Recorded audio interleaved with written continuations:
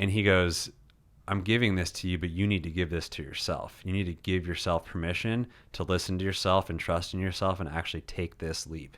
Wow. And the next day I put in my letter of resignation. I said, I'm not being treated well here. I'm being disrespected. I'm not being invited to meetings. This is not a healthy environment. And I'm actually, after going through the year I had, was really depressed and really struggling mentally and just wasn't being recognized. I was like, you know what? I'm not okay with that. And I'm going to give myself permission. And I said, I'm done. Wow. I woke up the next day. I was like, okay, cool. I have like $4,000 or $5,000 in bills month to month. I don't have a job. I have 3 months of like slush funds income to really live on. And I'm here in San Diego and I have an idea around CURED and I'm going to go after it. Purpose in the Youth. Purpose in the Youth podcast. Welcome back to the Purpose in the Youth podcast.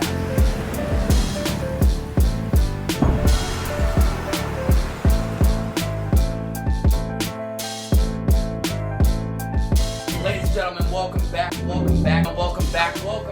the Purpose in the Youth podcast with your favorite bearded man, the one, the only Bobbbaaaay. Ladies and gentlemen, welcome back to the Purpose in the Youth podcast with your favorite bearded man, the one, the only Bobbbaaaay. Today in the building, CEO, co-founder of CURED, my man, Joseph Sheehey. And also, fellow bearded brother. I gotta give. I always give a shout out when I have fellow bearded brothers into the podcast. Yeah. I got some work to do, but I appreciate it. You're doing all right, man.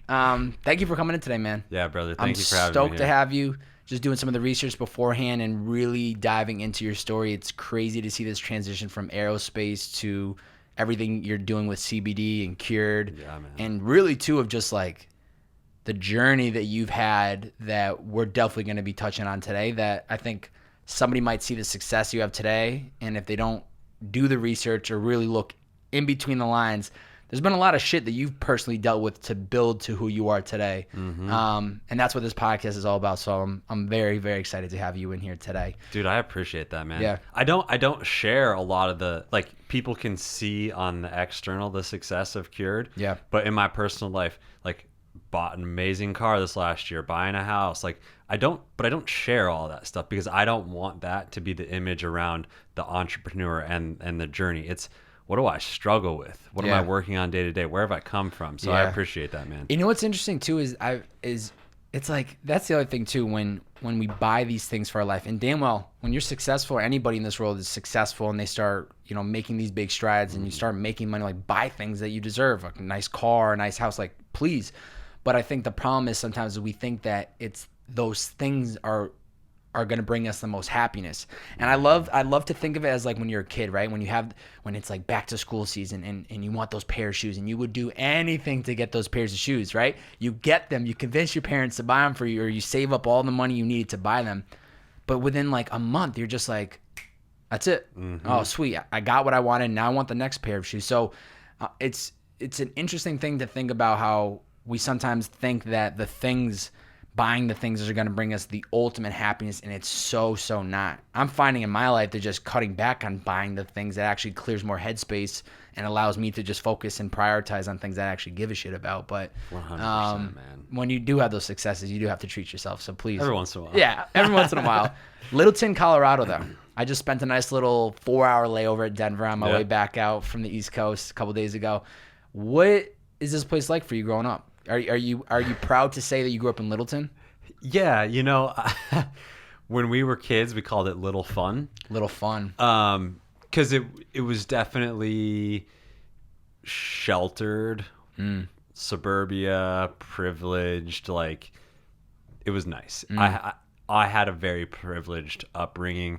Columbine High School is in Littleton. It is. I went to the rival high school, Chatfield. So I was actually driving past the school the day of the shooting. No way. In third grade, which was a shocker for Littleton, man. Because it's just like it's the perfect little white suburbia. It's exactly that. Like, things don't go wrong there. And then that happened. We had a couple drunk driving accidents at the school and people died, and we're like, whoa, like, reality check, like, stuff can happen anywhere, even if you're living in the bubble. And I think that the bubble aspect of that was a lot of the catalyst to the dark years that I had in college.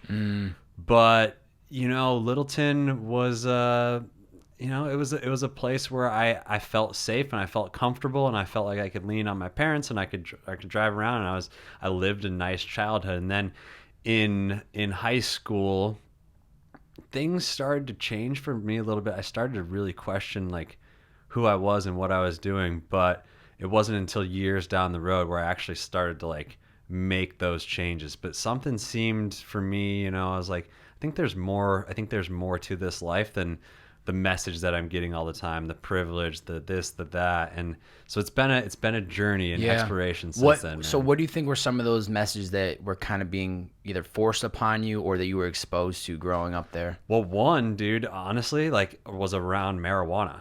So, you know, well, Colorado's always been very big, right? I mean, they were probably the first state where you could walk into a store and just buy it legally, right? Yep. Yeah, 100%. But it was when I was in high school, it was the sneaking around and the using of marijuana in a way that like was making me think that I was bad. So instantly I'm like, oh, like I'm breaking these rules that society has created, that my parents have created, that they talk about, or they say like, hey, like this is the stuff that you need to stay away from. And then there's always like the groups of people in school where you're like, oh, they're the stoners. And so I started to experiment with it in high school, and I was like, well, this is actually like, this is calming me down a lot. I've always been an anxious person. This is taking my experience of golfing, of hiking, of being out in nature to the next level. And I think there's more there, but I never really started to question it more than that because it was going hand in hand with partying and drinking, and then that turned into something completely different in college. So. Yeah. What was this environment like for you within the Sheehey household? Like, what are your parents doing for a living? Do you have any brothers and sisters? Yeah. Honestly, work really, really hard and be a really good person. My dad was an airline pilot, which was difficult growing up because he was always gone 5-6 days in a row. And then would come home and be the guy that tried to make up for missed time. And what airline was this? United Airlines. Yeah.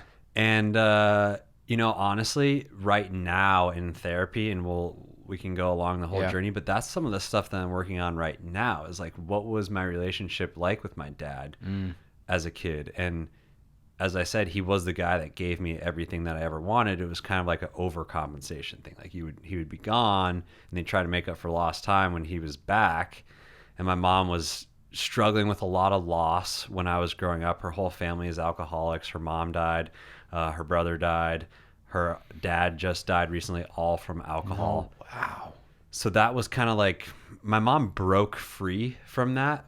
Her family was in Idaho. My dad's family's in Connecticut. They came together, ended up in Colorado.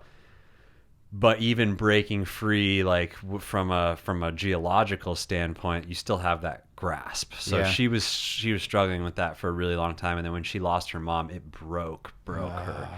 And seeing her go through that, which I'm now starting to comprehend, was I didn't understand her pain. And then I also saw my dad gone all the time.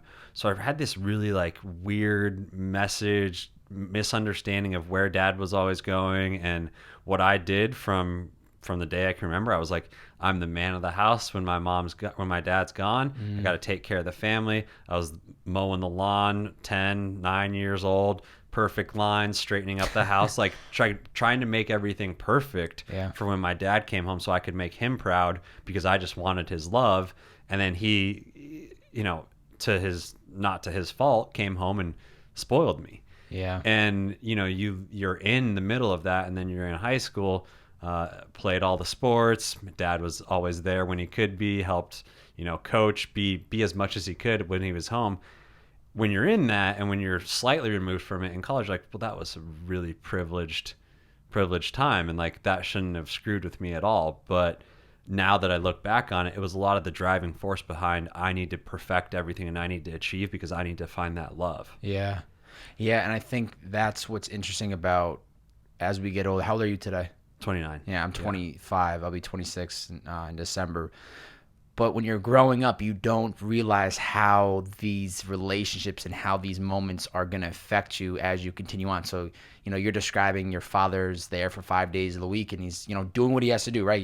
He's a pilot. He's helping people travel amongst the country. He's putting, he's paying bills to put food on the table for you to live. But he's not there through what's in the important years of your life, right? Like the sporting games or being there. And, I'm sure when things were going wrong with your mother, and to hear that side of the story too, but it's like all those moments and all these like things that are happening in our lives, we don't realize in the youth stages, they're completely transforming the way we think. And that's why it's so interesting when you're talking about therapy. I never understood why do they dig deep into like the childhood years, into the high school years, or why are they going backwards? And it wasn't until I started getting into podcasting, I'm like, that's where all the answers are. That's why you are who you are. Why I am who I am is because of all the lessons and all the little moments along the way that just kind of transform you into who you are. And two, just, do you still remember that third grade day though? I didn't want to just skip over that, but that's something you'll never forget, huh? Yeah, never. I was at an orthodontist appointment, which is right down the road on Pierce Street in Colorado from Columbine High School. The road that leads up to the school, at the intersection, that light is where the cop cars were shutting everything off. One of the parents of one of the kids that passed away, I saw his dad trying to get through the barricade, running through. And I was the one, I went back to school. Like, we really didn't know fully what was going on. We saw the helicopters, we heard on the news. I got back to my school because I was just gone for the appointment. I told my teacher right then and there, was right after when the lockdown happened, and we were locked down for the rest of the day. But yeah, I'll never forget that, man. I can't even imagine that. Yeah, I can't. Still remember very vividly second grade when 9/11 happened, and I'll never forget that moment. So it's those moments are just the things you'll never forget, where you were and just the people you're around. And it's a weird thing how I can't tell you anything else that happened in second grade, but I can visually paint you the picture of where I was sitting when I found out about 9/11. So it's interesting how we can remember specific moments. But while you're in Chatfield High School, if I had asked you, where do you see your life going? Like, what's the dream career? What's the dream job? Do you have any idea or vision for where you want to go? Yeah, 100%. And it was exactly where I ended up going. My dad being an airline pilot, I flew around a lot in my younger years. That's pretty sweet, dude. It was awesome. Dad is the pilot. That's freaking badass. And which was so cool, man. And I was like, well, I guess I didn't really understand like the toll it was taking on him. So that wasn't the driver of the decision. It was being in the airplane, looking out the window and being like, how the hell does this thing fly? And growing up loving Legos. And I was like, okay, I want to go into engineering. I want to be the person that builds this stuff. Ooh, so that's how you knew you wanted to build something that was flying, because of that moment. Yeah. And then I had always been interested in how things worked. Got a box of Legos, and I didn't build what it told me to build. I built something else. That was always me. I don't need those directions. Get that out of here. Get that out of here. I'll make a different Star Trooper battleship thing, whatever it may be. But I was super interested in how things work, and I was super interested in space. And I think part of that was, I look back on it now, was my use of marijuana in high school. And I was like, I just like started to think in a very different way. When I would use marijuana, I would get into this really creative, like questioning mind state. I can't remember if it was in college or right before college, but there was a show called Through the Wormhole with Morgan Freeman that I used to watch all the time. And I just was obsessed with space. So towards the end of high school, well, on top of this, I was terrible at reading and writing. I took the ACTs. I got a 32 and a 30 32 and a 30 or something like that on math and science. What's the scale for that? Because I always took SATs was more so on the East Coast. So I think it was a 34 or 30. I can't remember. It was 30 something, but like I was like 1 or 2 points away from like the highest on math and science. So it was good. That's a good score. Okay. I thought you were hinting it wasn't good. I was like, oh shit. Yeah. Why'd you go down that path, dude? You didn't see the red flag. Yeah. So it was like in the highest percentile, and then my reading and writing was down at 20, which is not too good. Well, it's not really good at all. Yeah. And in the teens it's really bad. And so you can retake it, right? My parents put me in this, I got with a tutor to retake it. I retook it. I got better at reading, or I got better at math and science, which I wasn't studying with the tutor, and I got worse at reading and writing. So that wasn't helping. We're definitely not going down that route. Now I went into engineering. I applied to 5 or 6 different schools, but CU Boulder has a really good aerospace engineering program, and everything aligned. I got in, and I was like, aerospace, space, like I'm super interested in that. This is a really good school. It's really reputable. It's in Boulder, Colorado, which is a beautiful place. I've been to Boulder once. Yeah. One night, incredible place. Beautiful. For a lot of reasons. Yeah. That's the 2.0 podcast. We'll talk about that on another day. Yeah. But truly, like, I thought it was a beautiful place. It was super young, college town. It was very quiet, but still like a lot of action to it. Yeah. A lot of really, really intelligent people there too. Yeah. It's like the highest PhD per capita or something like that. And how far was Boulder from where you grew up? About an hour. Okay. Yeah. And did you, now, even though it does have the great program for aerospace, which you're trying to get into, was there an itch to want to break out of Colorado, or did you like the idea of still being away from home, but not too far away from home? There was definitely an itch. But it was like, well, you know, it's a little bit scary. I was a homebody growing up, and having that quote unquote privileged or childhood where like I was enabled a lot, it definitely held me back. It definitely held me back from like being able to make decisions on my own and to understand. So there was kind of like this, like, yeah, I want to break free, but childhood was honestly overall great. So I was like, okay, I want to be close to my parents. This is a really good school. I love Colorado. And then the in-state tuition thing is a whole nother story. Smart man. Yeah. Smart man. Yeah. Wish I could replay it, because if I did, I wouldn't have gone private. I would have went to a public school and ran with it. But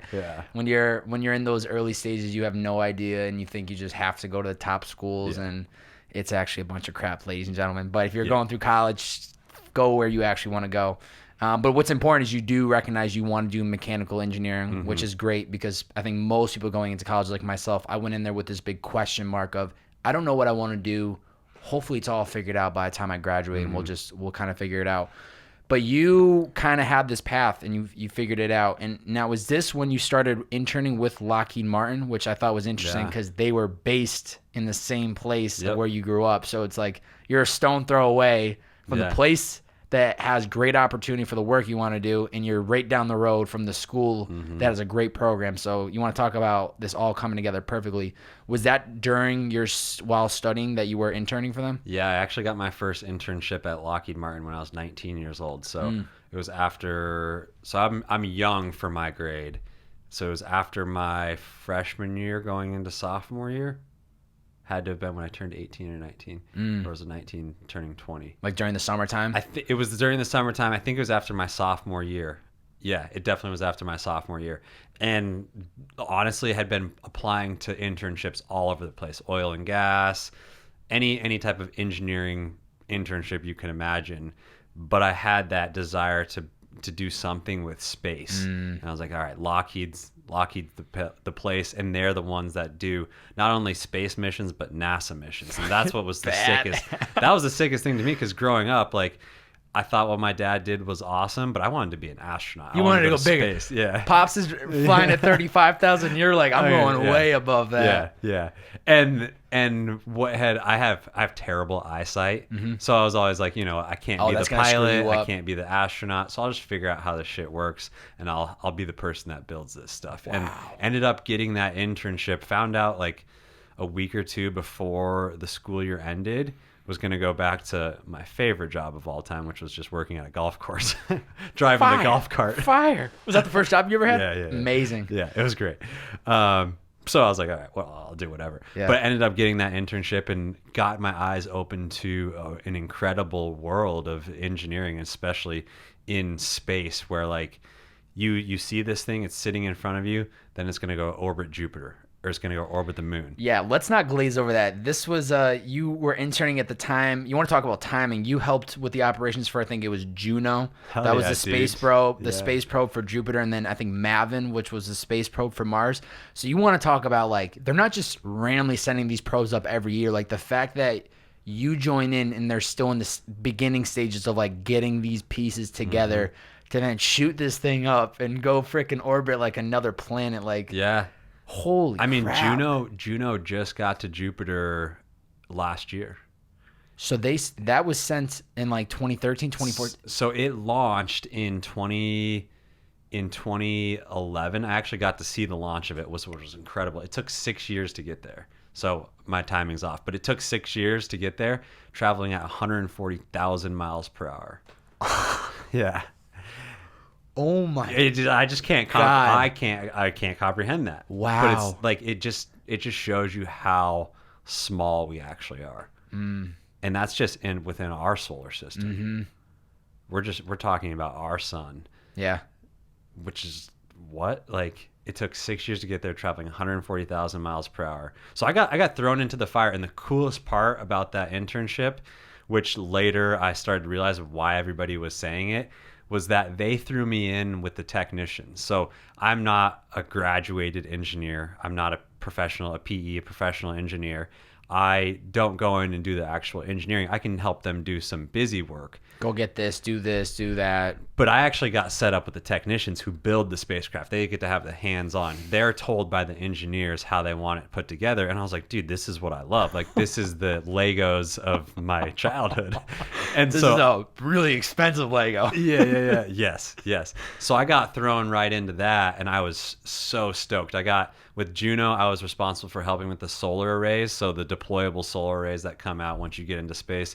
I helped work with the testing of those on ground, so we had to create a zero-G environment to mimic space, right? So that was like my first project there, was helping create these air bearings that allowed us to deploy the solar arrays in 1G space, but to mimic zero-G. So spent the whole summer doing that. The next summer got to go to KSC to actually see Kennedy Space Center at Cape Canaveral, to see the launch. And where's that? That's in Texas, Florida? Florida. Cape Canaveral. Yeah. So I got to see that. Another piece of that was I got to see the very last space shuttle launch, which when I was 3 years old, I went to Cape Canaveral with my parents. They bought me a jean jacket that had the NASA patch. And I went back there with that jacket with the jean jacket to see the final space shuttle launch and see the launch of Juno. And when I was in that, all the engineers that I worked with, they're like, it's not this fun when you get a job here. And I was like, I don't believe you. Yeah. I don't believe you. Yeah. They're right. Yeah. They're because right. I think what happens is you're getting just a little taste, you're getting a little preview, and this is a short-term 2-3 month thing, and then you're going back to school, where it's like once you're in it, that the honeymoon phase goes away, and then you're really locked in. But even then, when you're interning, you're working for a company that the whole goal is to dream big, right? Like, you guys are essentially paid to dream big and to do the impossible.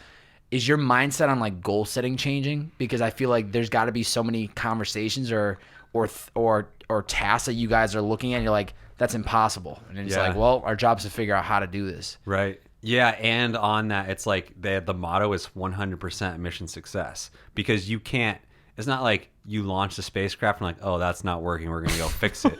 Like, you can't do that. Once like, it's up, you launch you're it, there. it's gone, which is way different than all other types of engineering on the planet, because you can go actually fix it. Now, depending on where it is, it might be harder than others, but like that whole concept of you launch it and you have to get it right the very first time makes things go really slowly. It's a slow process. You have to check a lot of boxes. There's a lot of red tape. So honestly, a little bit opposite. Like that aspect of it seemed confining to me. Like, thinking out of the box, solving these problems, understanding that this is going to space, understanding the different constraints. One of the other programs I worked on was InSight, which was a Mars lander. So you're having to figure out, okay, in that environment, how are you deploying these solar arrays? You have to understand the different constraints. They're different than on Earth, but you can mathematically figure that all out. Yeah. It is very, very hard. It is rocket science. Like, that is rocket science. So the concept and everything that we did was challenging work, but there was pieces of it that were constraining to me because there was so much red tape, and I honestly didn't feel the ability to be an intrapreneur, because I had always loved like thinking big and thinking creatively and thinking outside the box. And there were opportunities for that for sure. But overall, in that corporate environment, that thinking out of the box mentality didn't exist as much, because most of aerospace, unless you're working for Elon Musk, is built on what did we do last time? Did it work? Let's do it again. Like, so the innovation side of it wasn't as much there. But the testing that I got to do on ground, when I'm talking about creating a zero-G environment, like those solving those problems, that was all really there. And that was really, really cool to me.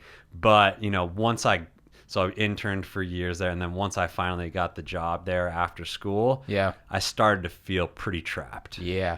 We'll get into that part. But before that, we need to go back to while you're in Boulder, because you end up becoming a 5th-year student. Which was it already a 4-year program, or did it take you 5 years? Was that so? You can do a 5-year BS/MS, so bachelor's master's, and that was like my ultimate plan. But getting to my 4th year, I was living a very destructive life. Things started to get really hairy. Yeah. So talk to you about how this all kind of happens, because at this point in your life, you're drinking a lot, which I'm not gonna lie, I did a lot in college too. So I feel you on that. Yeah. But then you start incorporating drugs. You're identifying yourself with the wrong group of people. You're partying 5 days of the week. How does this all become part of your life? Is this like a slow burn throughout college that you're just like slowly getting into the wrong environment, or does it kind of just happen quickly? Like one day you're just like, I'm literally like, you know what I'm saying? Like, how did that just happen? Because you don't just wake up and you're in the wrong environment, you know? Right. Yeah, and I think a lot of it started with, going back to talking about Littleton and living in more or less a bubble. Like there was some partying, but like you get to Boulder, Colorado, you get to a big school that's known for partying. You're getting exposed to a lot of things you've heard about or seen in movies, and now you're seeing it firsthand. Yeah. And even to another level, you're like, okay. So, 18, 19 years old, you come to a town where everybody's like, whoa, this is a whole new world for the most part, because there's a lot of privileged people that go to those schools. It's just the nature of, well, you're paying 80 grand, 100, whatever, to go to school. Of course, you're going to have some money. And not that that's the case for everybody, but there's a large majority of those people. And you get there and you're like, I don't know who I am. I'm not really sure who I'm supposed to be friends with. I think this is the career path I'm supposed to be taking. I've never partied like this before.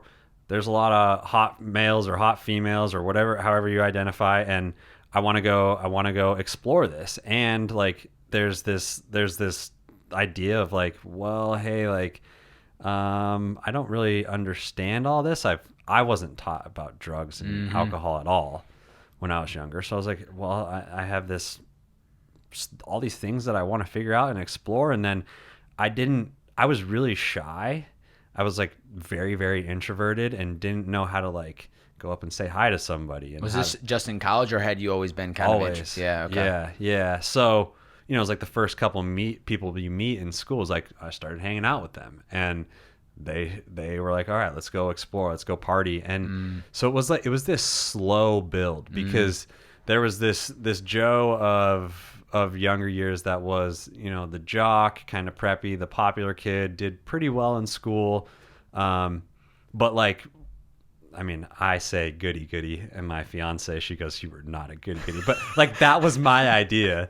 Like, that was my idea of like, I had people look at me as like, you had your shit together. You were the jock, the health conscious person that was like following the rules, I should say, the rules. And I enjoyed that. Like, I enjoyed taking care of myself. I enjoyed focusing on my health and my fitness and my well-being and my brain and seeing how that worked. And all of that goes hand in hand. It does not live with the partying and the destructive behavior. So I had both of those things going on, and who I wanted to be and who I was slowly drifting apart until, the latter years of college, where it became inescapable, and it all came to a really, really dark time that is a massive defining moment of my life. I have it tattooed on my body. Like, it was. Where is it? So my upper arm and onto my shoulder is a path through a forest that's dead on the back end, and it's living on the front end. And there's a bridge on the inside of my arm, and it's the bridge over troubled waters. But this bridge represents the bridge that I went to jump off to kill myself. Yeah. Talk to me about that. And we Yeah. don't have to go into it too much if it's not something you want to get into. But I had read that in maybe it was in an Instagram post from months ago. Mm-hmm. But how does one get to that point, right? Like, Yeah. I think a lot of people that will listen or see this can think of moments like that they're going through some shit in their lives and, they're not feeling so right. But to the point where, that moment, what does that look like? So I've always been somebody that struggled with anxiety. Like, I've always been an anxious person. It got really bad in college in social situations. So I would go out into a social situation. I would drink myself into being able to connect with people. It's like, oh, that's how it works. I didn't recognize the alcoholic past and genetics that were in me already from my whole mom's side of the family. I didn't recognize that. I was like, oh, I'm just going out and partying. And so it was like kind of my crutch to connect with people. It was also my crutch or my numbing agent so like the fact that like I wasn't on this path that I wanted to be on, but I wanted friends and I wanted to be accepted and I wanted to have connection. And so the only way for me to do that was to put myself in those situations, in partying, drinking, doing drugs, doing everything that the people that I thought were my friends, who I look back are great people, but I don't live the same way as they do, and that's nothing against them. It's just the fact that like I was the chameleon. I turned into what they all were, and whether they wanted to be that or whether they're not, it doesn't matter. It's what was going on, and I was just abandoning myself. I was abandoning myself of this person that takes care of himself and that has these really big dreams and goals and loves health and fitness, but it was gone. People made fun of me every once in a while for being the person that wanted to go work out, that didn't want to go out, that wanted to focus on going and getting some great food at the grocery store. It was like small little hits, but like that shit affects you, and like people don't actually realize that. And subconsciously I was like piling all this stuff on top of each other, and it got to the point where I was in a relationship, and I was happy, but I was also like, man, I'm so insecure. Like, she talks to another guy and I get pissed. I'm going out and I'm drinking myself numb. I'm doing drugs 4 or 5 nights a week, ecstasy, acid, cocaine, everything that lives in the party scene, going to raves all the time, and just being like, whoa, like where am I? What am I doing? And as I had said, I'd been going to, I didn't say it on the podcast, but beforehand, I'd been going to therapy for a long time, trying to understand the voice in my head. Even while you were in college too. Yeah. First year, I was like, I remember sitting there and talking to the first therapist and saying, hey, like, I feel like there's a voice in my head always talking to me, and they're like, identify that voice, and I would say, it's my mom and my dad, and they're telling me to get stuff done. And I was like, but I couldn't really like comprehend what that was. And so it was like, if I wasn't being extremely hard on myself on achieving and getting the schoolwork done and figuring out the path of like my career, if I wasn't doing that, then like the anxiety in my head was next level, and it was all me putting it on myself, but it was conditioning from my childhood to like, that is what made me loved. So that was there. So I had to be doing that, but I also wanted to be accepted and have friends. So this anxiety was turning into depression. And we went to Ultra Music Festival, me and a group of friends. Miami, right? Yeah, Yep. yeah. Which, What year is this? 2012. Dude. 2012. Oh, I was down Were there you in there? 2013. I was gonna say that would have been crazy if we were in the same environment. But I was in Miami. That was my freshman year of college. Me and my homies, we did a road trip down to Miami, and that was the last year that forget the name of the group. It was their send off show, but that was 2013. So not the same. It's a crazy experience, and it is. I look back on all those years and I say to a lot of people, like, if you haven't experienced a music festival and you're going to do it consciously and you're in in a good place mentally, and you're going to go with a group of friends that you feel safe with, and you're making the decisions that are going to better yourself, and you're going for the experience, and you understand that that's solely an experience, then it's something amazing to go enjoy, because all the experiences of this human experience, in that feeling the ecstasis or feeling the euphoric sense of being lost in music and being in your flow state with your favorite people, like that's part of something that every human should experience, because that's what we're here for. We're here for that connection. We're here for that experience. So like, not saying that that was a bad thing, but I took every drug under the sun in 3 days, and then after the festival was there for another 5 days and was doing a bunch of cocaine, a bunch of other drugs, and drinking.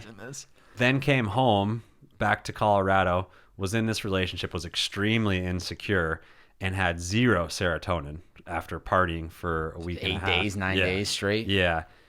Ended up going to, and I was on anxiety medication at the time, and my psychiatrist was like, you can't be drinking when you're doing on that this stuff, right? It's power. It's, you don't want to mix anything with. No, you black out. Yeah. You just simply black out. And went to a show on a Tuesday night, Wednesday morning. So this goes into the night. Wednesday morning, about 2, 3 a.m., I come out of a blackout. I'm standing on the other side of a guardrail on a bridge, looking down at the rocks, ready to just be done, ready to kill myself.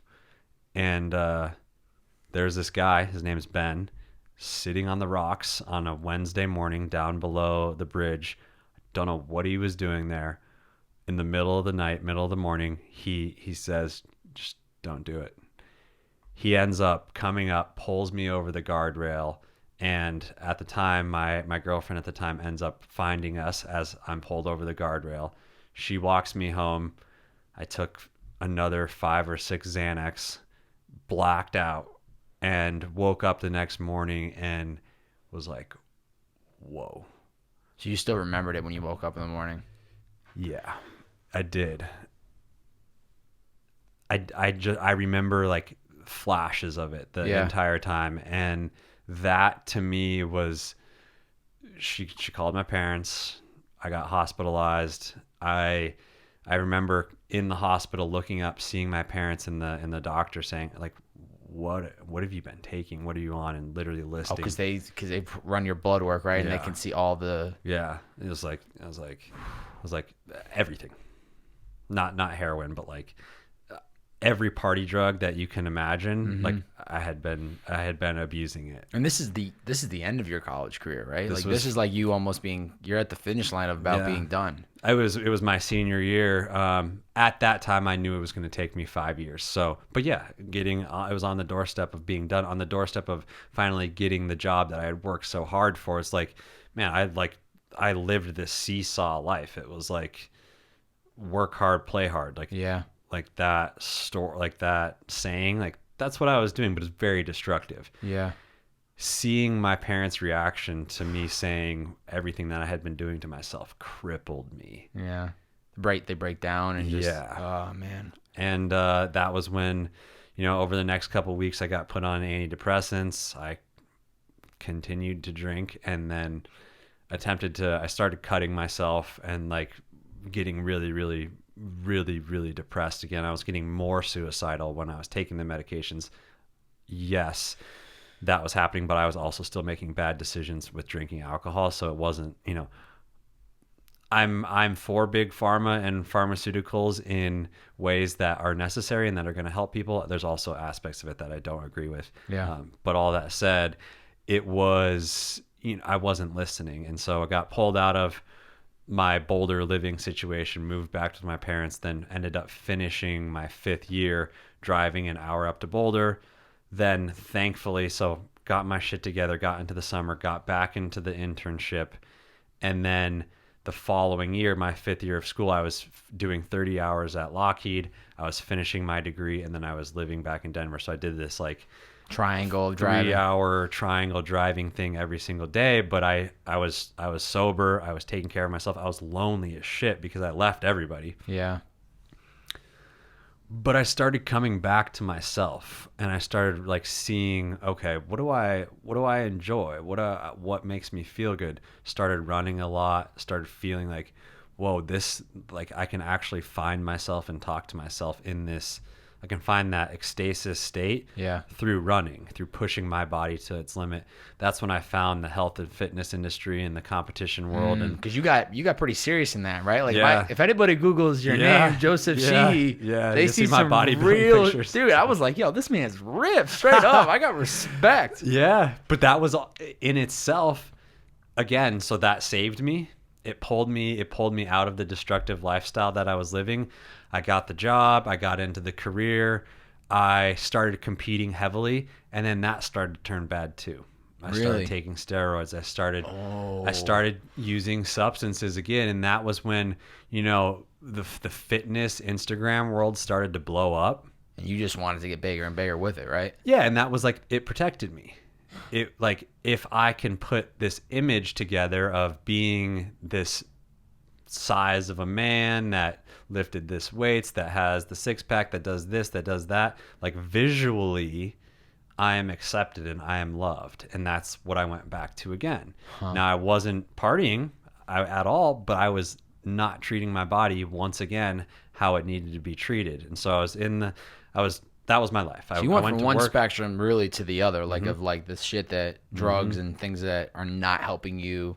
You're getting your way better to health wise, but then now you're on the other spectrum of like things that shouldn't be going to your body in the first place. Yeah. And that was when Instagram fitness, Fitspo, started to become a thing. And a couple years into competing, I can't remember what I was looking at, but I just saw like this picture of this dude fucking shredded. Sorry, I can't remember if I can cuss. You can. Sorry, I forgot to tell you that part. Be who you are. That's what I'm saying. Be authentic. It's fine. It's just a word. Yeah. Exactly. It's a sound that you're making with your mouth. That's all it is, brother. Totally fine. I love Joe Rogan for that. But that was the thing. I was like, hashtag health. And I see this person that's shredded beyond belief that I know is taking steroids because I know what it took to get me to that point. And that hashtag health, well, that's wrong. Like, that's not right. Like, you were putting out this message to the world, and it was myself doing this as well. I'm putting out this message into the world that, like, we need to focus on our health. We need to take care of ourselves. We need to do all these things that I was doing, but it was to an extreme. Yeah. It was making sacrifices that were then once again risking my overall well-being. And I really started to question that. And towards the end of my career in the engineering world, I started to say, hey, like, you know, this isn't right either. I love the health and fitness and I love taking care of myself, but the bodybuilding aspect of this, and props to the people that make it to the stage, that do what they do, that bring their body to that ultimate potential, because it's hard. Discipline. It's really hard, and it takes a lot of discipline. So no disagreeing with that. That's the truth. But what I was doing when I looked at myself in the mirror, I was like, okay, this is not true to my authentic self, and I'm not living in integrity because I'm saying one thing and I'm living the other way once again. Yeah. And, you know, in the engineering career, I started listening to Joe Rogan. When you're a design engineer, you spend a lot of time behind a cubicle designing parts for the spacecrafts I was working on, or whatever job you might be in, but you spend a lot of time on the computer. And I wasn't doing the building of the spacecraft anymore. That filled me up so much. Started listening to Joe Rogan a lot and podcasting, Lewis Howes. Lewis Howes, fucking John Lee Dumas, Entrepreneur on Fire, Joe Rogan. I listened to the Founder Magazine podcast. I was just listening to that all the time, and I would every single day write down ideas. I was like, that was my commitment to myself, was every day write down 10 ideas. And I think it was the Founder podcast that they said this, but do that 99% of the time. Like, those are going to be ideas that you scratch off. But I had like this entrepreneurial bug. And when I was in the fitness industry, I was starting to coach people on the side, just coaching them through Instagram, doing health and fitness, nutrition coaching, training coaching.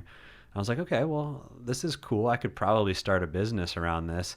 I actually ended up going part-time at one point at Lockheed because I was like, well, I really want to pursue this. And I'm noticing that when I am understanding what's authentic and I'm living in that through my social media and I'm sharing my story, people are all about it. Yeah. So I had this desire to become the entrepreneur, but I also was like, well, this job's really comfortable. I worked really, really hard to get here, spent a lot of money in school to get here. My parents, like, what are they going to think about me if I said I didn't want to do this? I'm not going to have the benefits, this, that, and the other. And so why would I ever leave that? And so I had a lot of voices in my head once again, but I had this strong desire to become an entrepreneur. And it was years in the making before I ever left. But thank you to Joe Rogan. Yeah. He was that bug in my ear. Yeah. Did the therapist ever address the voice in your head? Did you ever bring that up to anybody? Because I just read a book recently and it really put everything into perspective called The Untethered Soul. And I don't know if you've read it before, but that opened my eyes like the emoji with the head blown up in the air. That was like, whoa, what have I so much been living with my entire life? And then now I'm realizing this has been addressed in a book. It was unbelievable. Did the therapist ever acknowledge that, or did you kind of like figure that out? Because I think a lot of people are going to listen to this and be like, wait, what is he talking about? The voice in my head. And I'm just curious to hear what your thoughts on that. So those are my thoughts, and I am the observer of those thoughts. And that's what the premise of the Untethered Soul is. Yeah. I love that, man. Because that's honestly the first book that my fiance gave to me. She's the one. I don't even know her. And I already know she's the one. That's the first book. Yeah. And man, we've been on a journey together, but we tell ourselves a lot of stories, and throughout the day of every day, all the time. Yeah. And that book, I had started so in therapy when I was with my therapist that was helping me get through my suicidal ideation and times and really, really dark depression. He taught me cognitive behavioral therapy, CBT, and a lot of like breathing exercises and practices that could help calm me down. What I didn't realize he was teaching me was how to meditate, basically. And it was years after that I had started to realize that that's what it was. But it was before I moved out here to California, I started using the Headspace app quite a bit. And that was when I put the connections together. I was like, oh, he was teaching me how to meditate. And in the beginning of the Headspace kind of journey, as he calls it, he starts to tell you to just recognize what thoughts are and let them come and go. And the analogy that I love that they talk about in there in one of the first videos is the blue sky is always there. There could be a storm, clouds, traffic, a bunch of stuff in the way, but you have to know that the blue sky is always there. Yes. It's always there. Yeah. And that started to change a lot for me. And so before I got the Untethered Soul, I had been studying a lot of the human subconscious and what you could achieve through meditation and through yoga and really understanding more of who I was. And then that book was a massive breakthrough for me. And that was a year into my journey with CURED. But, before I started CURED, that's where I was heavy. I was heavy on the understanding who I am and why I am operating the way I am, and understanding like, what are my actual desires, and am I letting myself live those desires? And it was actually with another therapist in San Diego that I finally broke free from the grasps of corporate America and dove into the entrepreneurial world. So did you move to California for another position with Lockheed, or was this you were starting to work with CURED? So I moved to San Diego with a girlfriend that we loved the health and fitness industry. We knew SoCal was the melting pot of people. I had started a podcast back then called Committed Physiques Radio, which then turned into Higher Health as I left the physique competition world, and was like, I want to dive into this more. That was at the same time where I had gone part-time at Lockheed. I was like, we just want to get out of here. And I was being pretty codependent and doing what she wanted to do, but I also had this like itch that you were talking about with college. Like now it was really coming to fruition. Yeah. So I started applying to a million jobs. I took the first job offer I got, went back to full-time in engineering, was able to pay for us to get to San Diego, and then kind of restarted life in San Diego. Our relationship went to shit a month after we got to San Diego. We found each other in the competition world. Once we tried to do real life together, I was like, we're not two separate compatible people. at all. Yep. And that's okay. And I definitely have love and respect for her and the human being that she is, and the times that we got to spend together. But I realized that there was a lot of growing that I needed to do. And when that relationship ended and I was still in the engineering job that I had signed myself up for just on a desire to get us to California, I was like, man, I'm still stuck because I'm still not doing fully what I wanted to. And I actually went backwards because I wasn't part-time anymore. I had the podcast, the Higher Health podcast going on. Over the year, I was like, man, what am I doing here? Like, I don't have any friends here. I don't connect with anybody that I work with in the engineering world because I'm not a stereotypical engineer, and it's not like all engineers are of the same type, but a lot of them are very similar. And like, I had other ideas and interests and everything. And I just didn't hang out with them. And so I was really lonely because I had ended a relationship, moved to a new city, and was working my ass off morning to night in that job. They were working me to death. But then I also was trying to build the Higher Health podcast and had interest in the cannabis industry, as I had for a while when I was in Colorado, and saw California as a right place to do it. It was when it was becoming recreational here. But it wasn't until months of just kind of like thoughts and ideas that kept popping up, and I started using CBD, and I was like, whoa, there's something interesting here. It comes from the cannabis plant, but it's not getting me high. I want to understand more about this.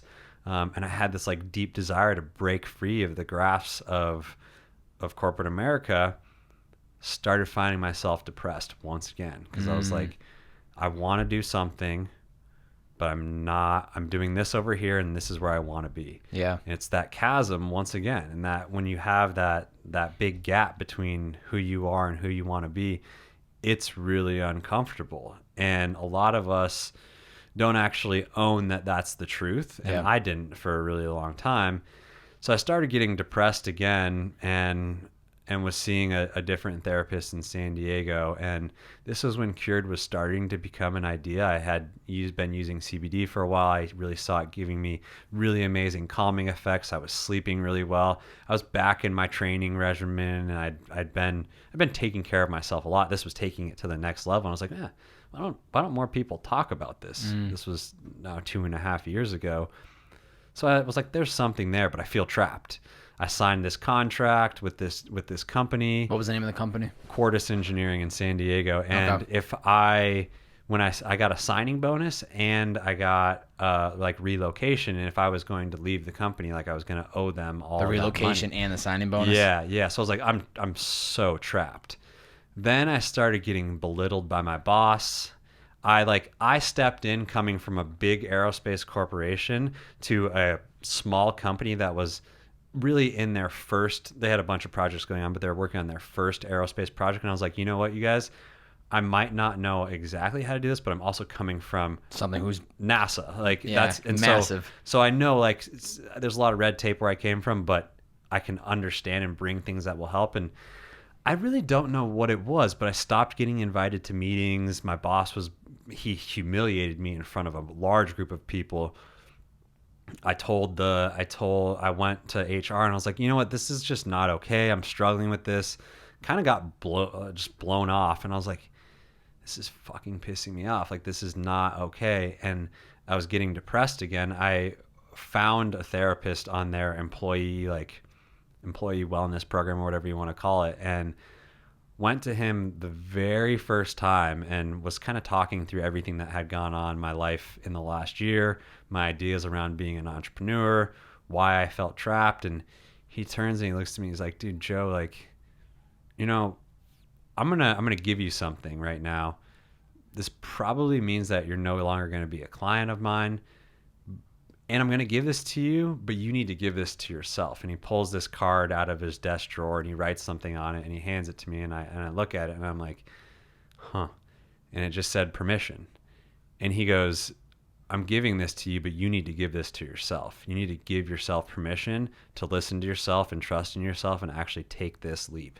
Wow. And then next day I put in my letter of resignation. I said, I'm not being treated well here. I'm being disrespected. I'm not being invited to meetings. This is not a healthy environment. And I'm actually, after going through the year I had, was really depressed and really struggling mentally and just wasn't being recognized. I was like, you know what? I'm not okay with that, and I'm going to give myself permission. And I said, I'm done. Wow. I woke up the next day. I was like, okay, cool. I have like $4,000 or $5,000 in bills month to month. I don't have a job. I have 3 months of like slush funds income to really live on. And I'm here in San Diego, and I have an idea around CURED, and I'm going to go after it. Wow. And that was when I broke free, man. Wow. And what's interesting too, it's like, I feel like it's got to be so difficult at the time too, because for all your life, you're set on this becoming an engineer in aerospace, and you're following the guidelines, and you have the parents that are supporting you, your father's the pilot, and then you finally get to this destination where everything's supposed to be perfect, and you're just like, this isn't what I thought was going to be the fulfillment. And I think that's the hard part for a lot of times for a lot of people, is that we get so hard. They always talk about, every podcast that you listen to, every person you listen to, they always talk about the journey. Enjoy the process. The journey is the reward. I literally have a bracelet from my mother that in her handwriting says, the journey is the reward. Because we right, like you want to get to that position, and then now it's all of a sudden like, this isn't the right thing.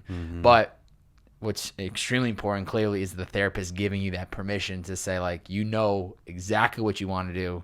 You're afraid to take that leap, but you know this is what you want to be doing. I have a friend right now that wants to quit her job, and I have in my calendar the date she said she was going to quit, and if she doesn't quit by that, I'm going to text her. Yeah. So it's like similar to that. It's like, if you recognize that you're not in a good position, mail it in and figure it out. So what's CURED, right? Yeah. CURED. This is the big topic of today. This is my baby. Wellness rooted in nature will heal you from the inside and out. Through premium CBD oils and hemp products. 60-second elevator pitch. What is CBD? Because a lot of people that are going to listen have been hearing about it and don't know what the hell it is. Right. And I'm even hearing about it a lot, and I've done my research, and I still am trying. I think I understand what it is, but elevator pitch, somebody comes up to you and says, Joe, I see you're running CURED. What the hell is CBD in the first place? Yeah. You got a care package coming your way after this, by the way. So let's go. CBD is a cannabinoid. It's called cannabidiol. THC is a cannabinoid. THC gets you high. CBD does not get you high. CBD is a great cannabinoid for its anti-inflammatory like properties, and it also is really good at calming you down, but it doesn't get you high. So some people say it's non-psychoactive, but that's actually false. It is psychoactive in that it is doing something in the brain. It does have calming effects, but it's non-intoxicating. The cannabis plant has over 80 cannabinoids in it. We're right now talking about 2 of them, CBD and THC. Those are the 2 that most people know THC. Most people know that you're going to get high from marijuana. It's THC.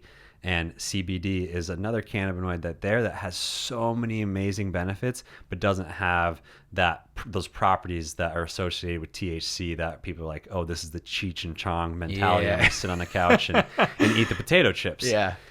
So I saw that and I said, okay, there's a lot there. People need to understand it. And CBD is something that can actually be used for your overall health and wellness. It can come from the hemp plant, which means it comes from the plant with less than 0.3% THC. So you get a full spectrum CBD oil. It has a bunch of cannabinoids in it, less than 0.3% THC. You're not going to feel the effects of that.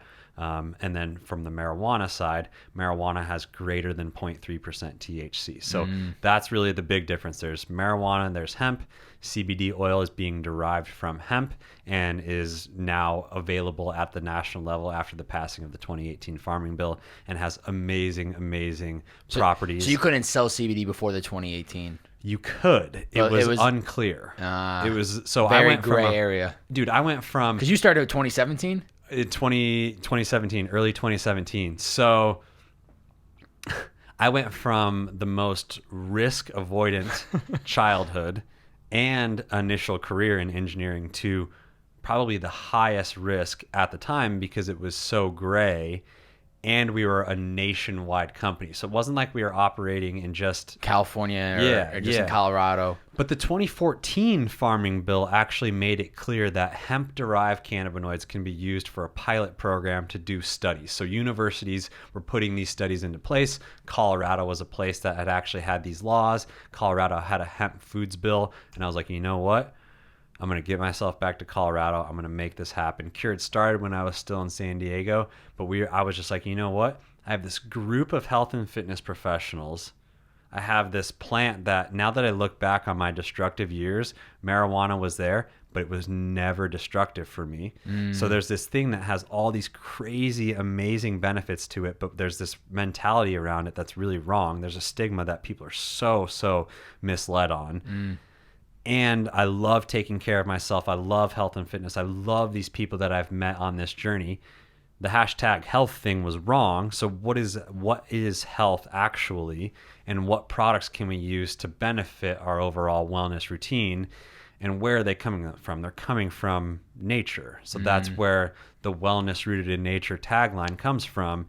And we've started with CBD, but it's expanded from there. And we're talking everything from the ground in its natural state that can take your life really to an elevated state. So here's a question for you. With THC, right? Like if I went to the local dispensary out here and I bought 10 brownie edibles, if I eat all 10, I'm for sure going to knock out and be out for probably 7 days. If I was to just guzzle back a bunch of CBD pills, what happens to me?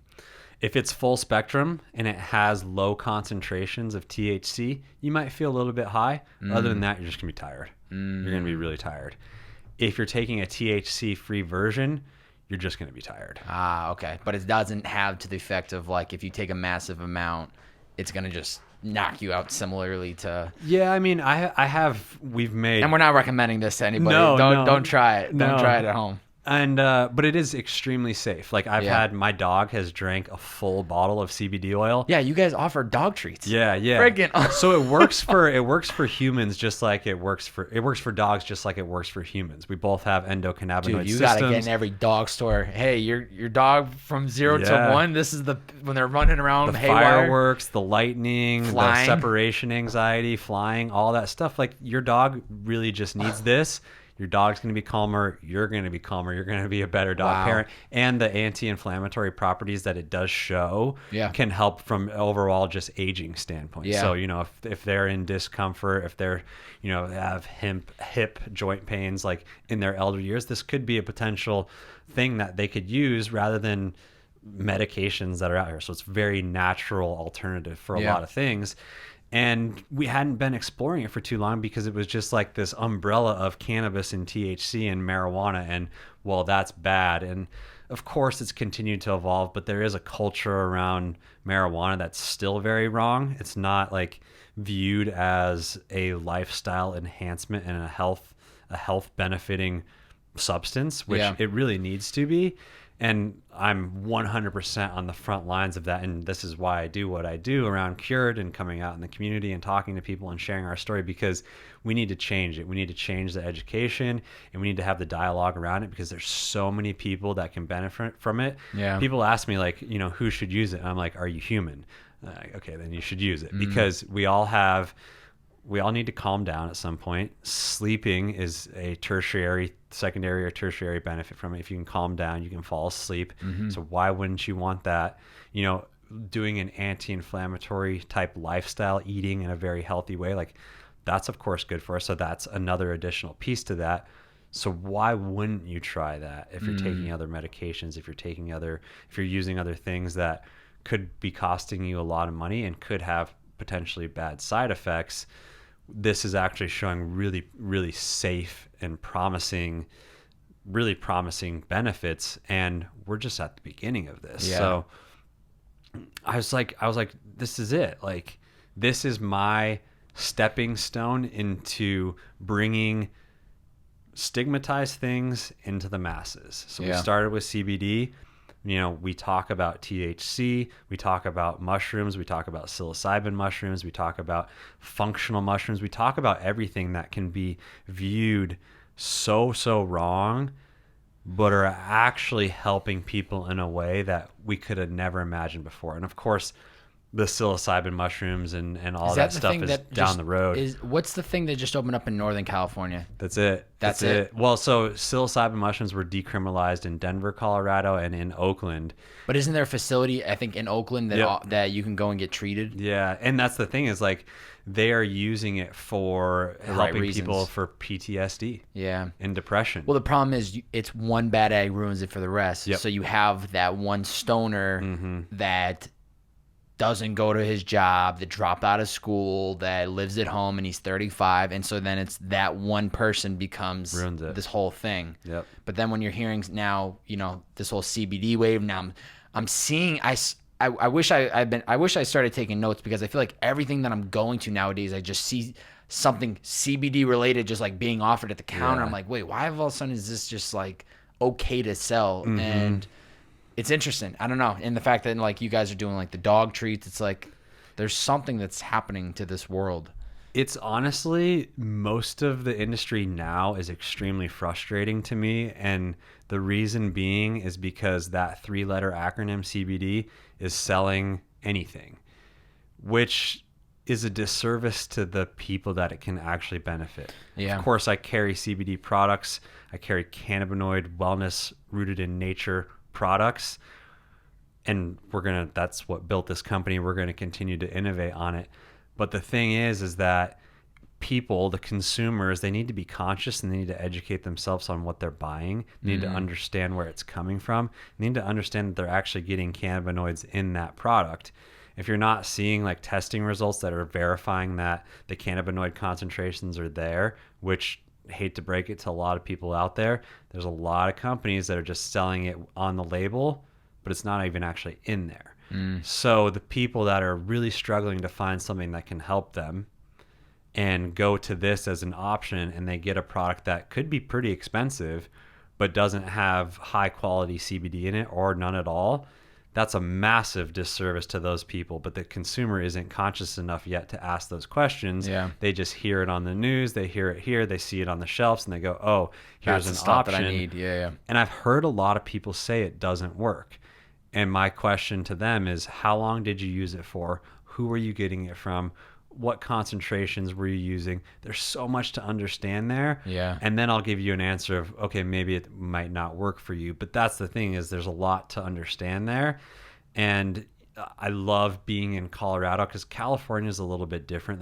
There's more of like a weed, cannabis, like stoner culture. Whereas California's a weird state. A lot it's of interesting. They let a lot of things fly, but there's also so much rules on certain things that it's like, wait a second, this was just the state that lets everything fly.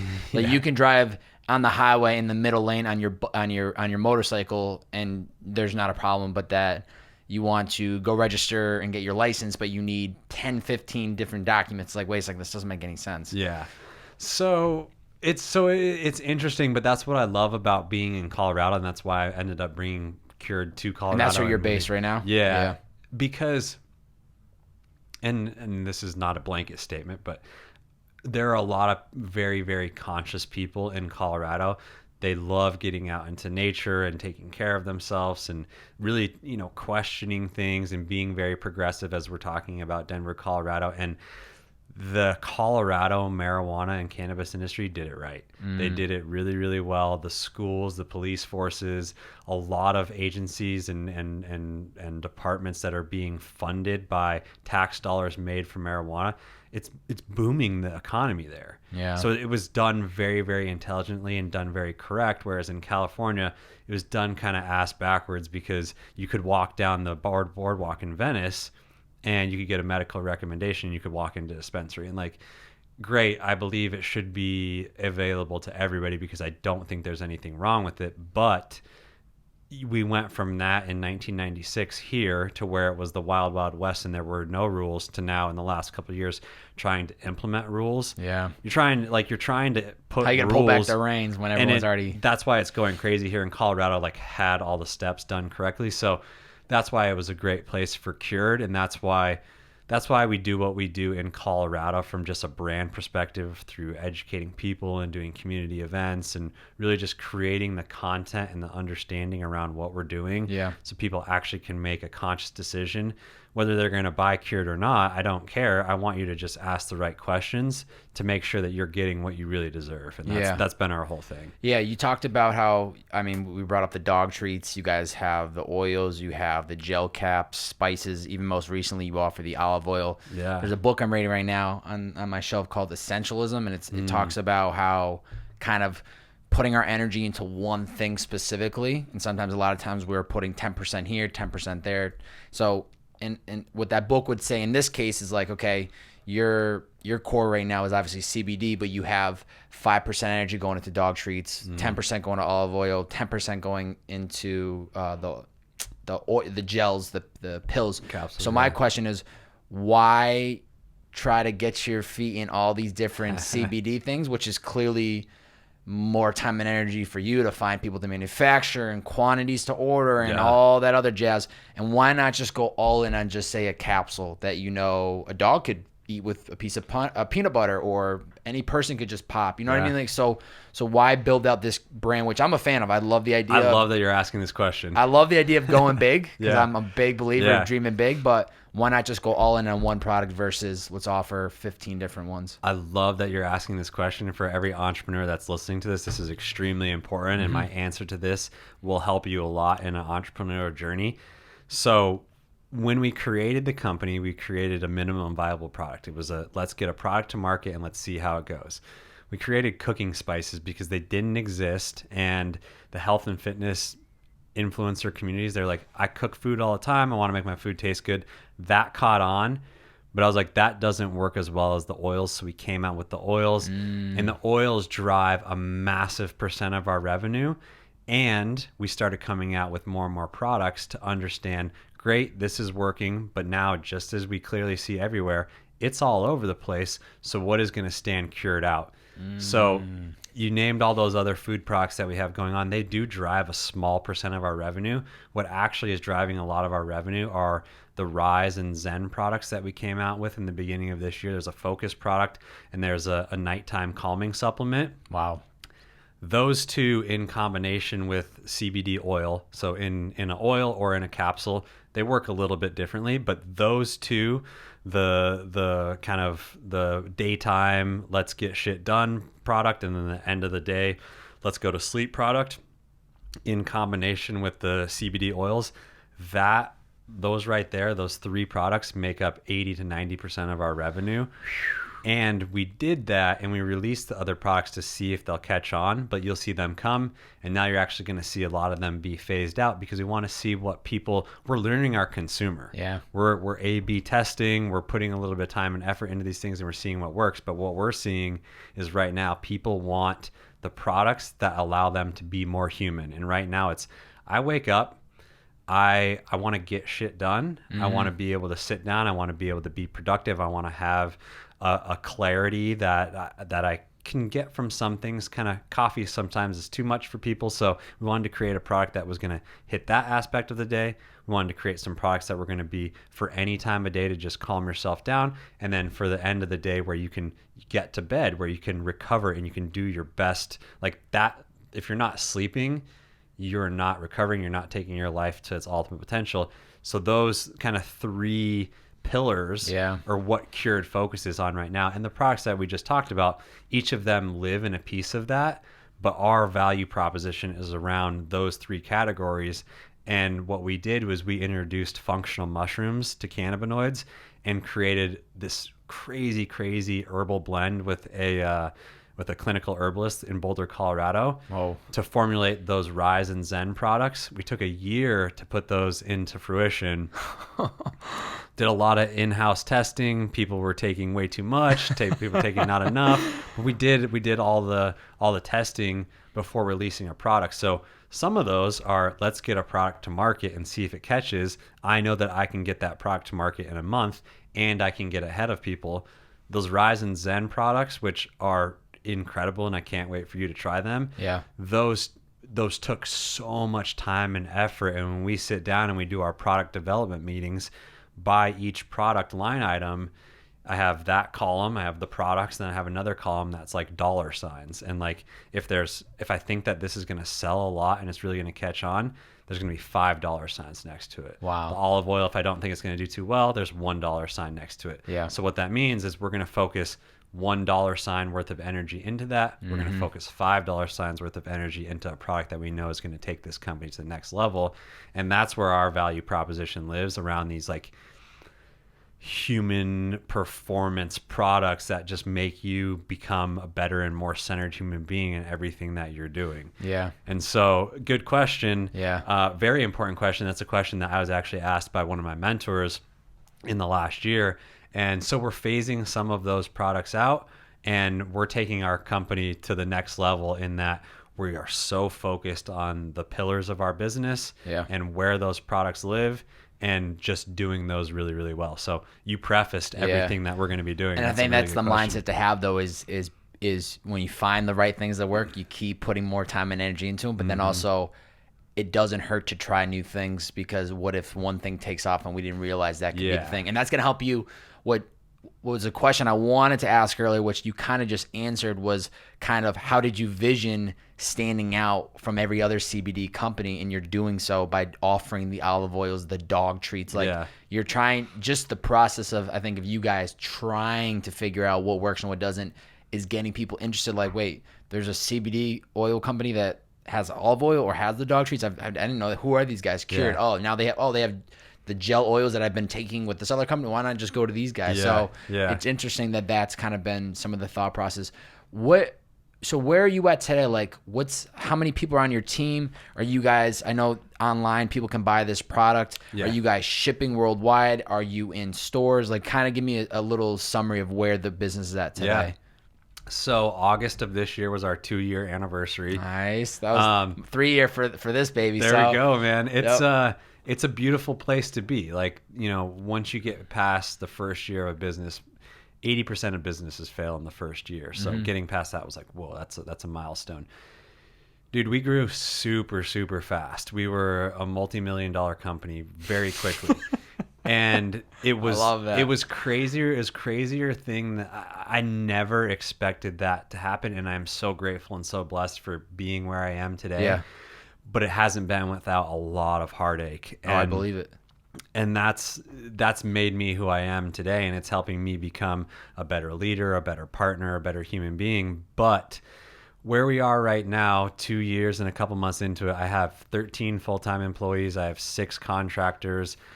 We sell mostly direct consumer online. But I was just out here. So for those of you in LA that are listening to it, go into your local Erewhon and tell them to bring Cured in, because I just had a meeting with them, and that's where we're trying to be next. So our main focus right now is getting into more and more retailers, taking it to the next level so we can build that brand recognition. You're never going to make better money than a direct-to-consumer product.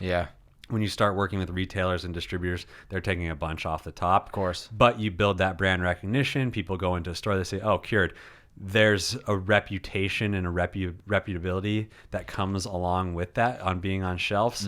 I was just in New York last weekend. We're in several stores there, one called the Alchemist Kitchen, which was just so cool to go in and see my products sitting on the shelf. I have some friends and people that represent the company that live in the UK. I'm in some talks with a company, a grocer out there called Planet Organics, trying to get into theirs. And so right now it's really US, trying to get into the UK, but we ship nationwide. It's available wherever you are listening to this podcast. And we're in about, last time I counted, we're in about 68 retailers across the nation. So our main focus right now is really drive that home, get the bigger POs. I would love to see us in Whole Foods someday. There's going to be a lot of people fighting for those shelves. There's a lot of companies that already have shelf space that are just going to do a line extension and create a CBD oil and take that. But like the unique products and the IP that we've created around these Rise and Zen products that are in the process of being trademarked right now, like those are going to take this company to the next level, because really nobody's doing that, and nobody can mimic that formula that our herbalist came out with.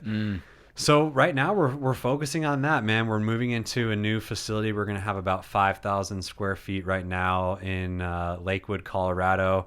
That's Is that where to produce and like pack everything? Or Yep. okay. We do some of our manufacturing there. A lot of our other manufacturing is done out of house. We're really working on getting a lot of certifications that are going to really make our company stand out, as well as far as, organic certifications and stuff like that, which are really important but haven't really existed because of the grayness of the industry. So we're focusing on that. We're really, 2 years ago we came out with cooking spices that didn't exist. It was like, that was really unique. I knew that this was going to happen with CBD. Like I just knew this. So that's why we started creating the other products. Like how I knew that, I don't know. I don't know. Yeah. But I just saw something. I was like, it already exists. So let's create something else. Yes. Whether it exists on mass or not, I don't care. I see that it exists. So let's create something else and let's put our blinders on and focus solely on that, because bright, shiny object syndrome as an entrepreneur is real. And I find ourselves and myself falling into that trap a lot. But if you asked me a year and a half ago, like who our competition was, I would say nobody. There was, but I wasn't looking at them. Yeah. So any entrepreneur out there, like, it's so important to think about what's unique in your lane and your path, and just focus on that, and don't look at what's going on in the outside world, because that's going to be such a hindrance to you. Yep. And it's going to take your focus off of what your actual mission is. And what if somebody is doing the same thing as you are? Chances are there probably are. Yeah. But just do it better. Yeah. And do it with your own twist on it. And so that's I had a big all hands meeting with my team last week, and I was like, that's what we're doing, you guys. Like, our director of marketing, she can analyze the competition, but she's the only one that's allowed to. None of us are allowed to bring other ideas in and get our focus off track. And so who knows where we'll be in a couple of years, man. But this is a passion project of mine that is really, grounded in taking care of myself and selfishly creating products that are going to make me show up as my best self. Yeah. And in that I can do the other work that's important. I can get all of my work done, but then I can also sit down and I can read and I can meditate and I can journal, I can check in, and that's everything that CURED is. We have community wellness events in Denver, Colorado, which is a completely different way of marketing. Social media has gone crazy, and if you've been on social media in the last couple months, chances are you've seen somebody promoting CBD oil. Great, like that's how I started my company, but I'm not doing that anymore. You will see us there, and we're going to continue to use that channel. But what we're working on right now is community wellness events where people can come together. We talk about anything that's going on in our lives. We do some yoga, we do some meditation, and you're going to get some free CURED products. And you're going to go home and you're going to tell your friends, dude, I went to this event. It was free, first of all. Yep. And I got some free product. And I met some really dope people that are behind the CURED brand. And what they're really doing is creating a life that allows all of our bases to be covered. And of course is going to need supplementation. Like, if we do all of those things to take care of ourselves, that's the first piece. The second piece is then what are the products and other things that we're going to use to take us to the next level. But if we're not focusing on taking care of ourselves and really understanding who we are and practicing these ancient technologies of simple things like mindfulness and meditation, well, then my product's not going to work for you. Yeah. Because you're not focusing on the actual core issue. And I think that is the key in today, is creating these experiences or these moments for customers to build a relationship with the people behind the brand. So whether you're actually there or somebody that represents CURED to be there, it's now building that emotional connection where it's like no longer are they just seeing the product and taking the product. They're seeing you. They're seeing the people behind the brand that are building what this is becoming. So it's like,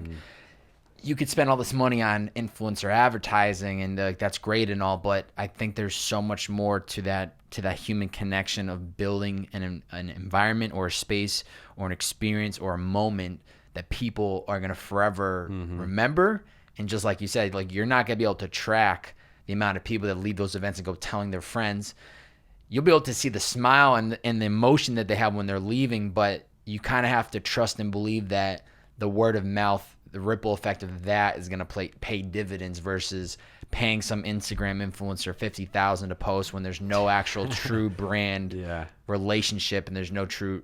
There's one thing when you pay an influencer, I think, and of course I don't have experience, but I see it through a lot of the people I have podcasts with. It's one thing when you're paying somebody and there's a genuine relationship, and I think the people that follow see the relationship, but then it's another one you're like, this is clearly just a paid post. Like 100%. I see right through that bullshit. You know what I mean? I mean, that's the reason why you do in-person podcasts, because we have this human-to-human interaction, connection that was like, man, I don't know what time it is. I actually don't care what time it is, because all I'm focusing on right now is being in the present moment and spending this time with you. Yeah. And I'm going to remember that much more than the Instagram ad that I saw earlier. Yeah. There's something about in-person still, no matter what with social media, it's still so important. What do you? I know you're talking about, the main focus right now is obviously the Zen products, getting those out, and also getting into more retail locations. But is there a big struggle that you're facing within the business today? Yeah, I mean, expectations, and I've been going back to this, and I read this book earlier this year. It's called Solve for Happy, and the equation in there is happiness equals reality minus expectations. I have really, really, really high expectations for myself. Oh, that's good. I have really, really high expectations for everybody around me, everybody that works for me. Everybody is capable of a certain level. And it's on me to make my expectations realistic. Because if they are realistic, then the reality is the expectations don't weigh higher than what's actually going on. I can meet people where they're at. So I'm becoming a better leader in that I have these expectations for you. I know that the reality is that you can make those and actually probably achieve a little bit better than them. And then my happiness equals the higher reality minus the lower expectations, the positive happiness. For me, I had these crazy... I'm type A, going, always thinking, analytical mind, like literal, like give me the answers. I want to know this. I'm an engineer, like at heart. That piece of myself has got me to where I am, but it's also the piece of myself that drives me crazy.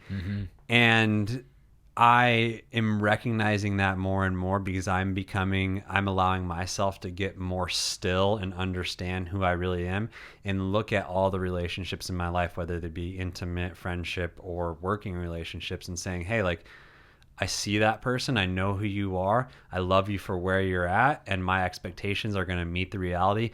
Then I'm going to be a happy person. And they're also going to be a happy person too, because they're not going to be under a bunch of pressure. That's not like, it's not realistic.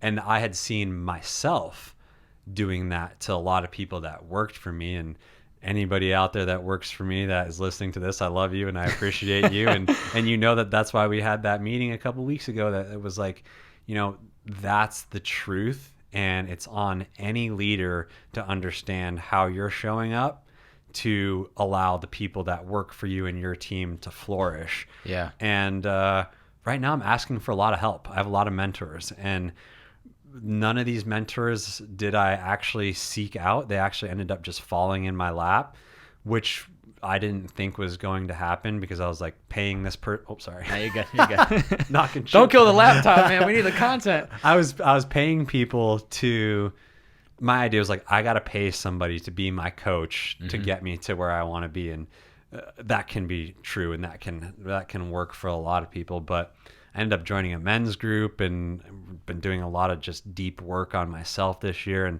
through that, I've met a lot of people that have become mentors of myself. Wow. And went to a entrepreneurial gathering called Summit in Salt Lake. Definitely heard of that. Yeah. If you've read Stealing Fire, you've probably heard of I haven't read that, but I've definitely heard Summit. It's a group of, they do a big event in LA, Summit LA. But I think, you ever read the book The Third Door by Alex Banyan? I think he talks about that he went to the summit with somebody, one of his mentors one time. That's another great book I'd recommend, but that's where I'm connecting it for. But they do one out here as well? They do one here, and then they do one in at Powder Mountain in Utah, and it's an invite-only type thing. That's the one I think he's talking about in the book. And I thankfully got invited to it last year and met some amazing human beings there that, like, I told them my fiance and I were going through a rocky time at that time. And I was just transparent with this one lady specifically, and she's one of my best friends now. And I had a conversation with her this morning. She's like, man, like you're buying a house, and you and Lo are talking about getting married, and you're talking about this and that, and you're talking about all these big mile markers in life, and you've stacked them all on top of each other. And she's like, dude, Joe, like, how are you going to appreciate that? Like, it's like looking at 4 marbles on a table. They all look exactly the same. How can you differentiate which one's which? So like I have these like really these conversations that are like, what? Like, but then I like think about what they mean by that. I can take that into my business. Yeah. And all these people fell into my lap without me actually trying. It was me just showing up and being my authentic and vulnerable self. Said it. And boom. Yep. Now they're friends for life. I was gonna credit. I think that's the reason that it kind of happens, and then also not to bring up another book, but the Surrender Experiment. I haven't read that. Same author of the Untethered Soul.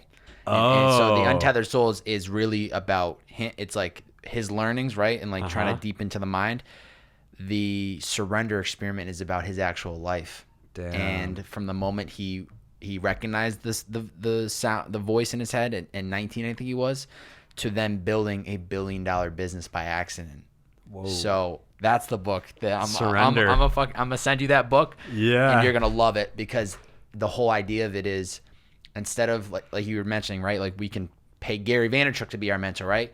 Instead of doing that, which is not a bad decision, surrender to life and the people and the interactions that you have, and exactly what happened. The right people came to you. So it's gives me the goosebumps, man, because it's like there's certain people that write these books or listen to these podcasts or tell these stories, and you're just like, is that true? I don't, all religious, spiritual things aside, it's like there's something to be said about surrounding yourself with the right people, positive affirmations, having the right mindset, feeding yourself the right foods, like watching what you consume on social media. Like you hear it, but pay attention to the people that are saying it, because it tends to be the most successful people 100%. out there.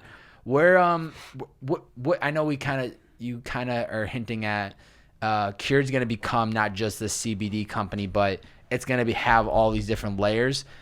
Speak it into existence. I'm not asking for a 1-year out plan, 5-year plan, but what do you want to see CURED become overall as a brand in the future? I want to be able to cut this clip 5 years from now when it's a 1,000-person company and you have offices throughout the country.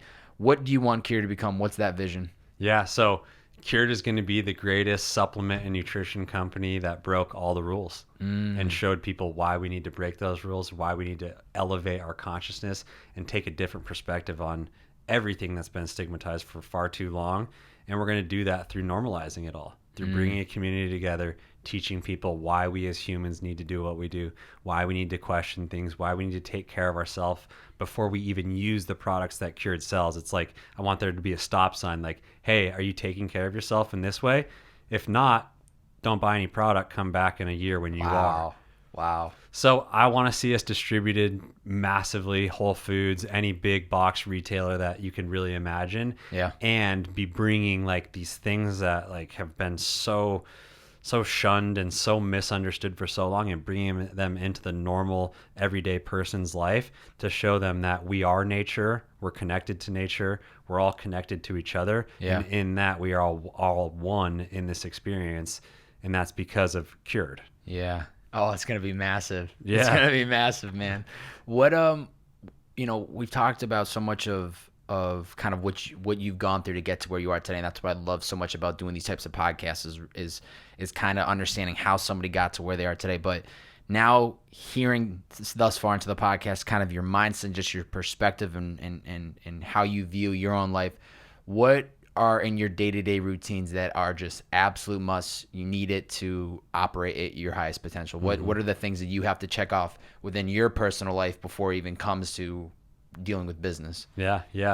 I need to go on a walk at least once a day, and I need to read a little bit of a book or journal, one or the other. Sometimes when I find myself journaling, I get into that achieving mode, like I just do it to get it done. So if I recognize that, I'm hopping into a book and I'm getting lost in that book for 10, 20, 30 pages. Or I'm going on a nice, really nice, just mindful meditative walk. I'm checking in with myself. I'm asking myself how I'm doing today. And it might be in the middle of the day at the office. I'll take my shoes off. I'll go ground myself on the ground and just walk around the building. But I'm reconnecting to who I am at my core. And that has to be done at least once a day, or I'm really missing out on this experience. And I don't show up as my authentic self. It comes out sideways. I get agitated, angry, frustrated, whatever it may be. Like, those are all pieces of the human experience. But if that's happening, it's because I didn't give myself the time to give myself what I really needed, whether it be 20 minutes or an hour.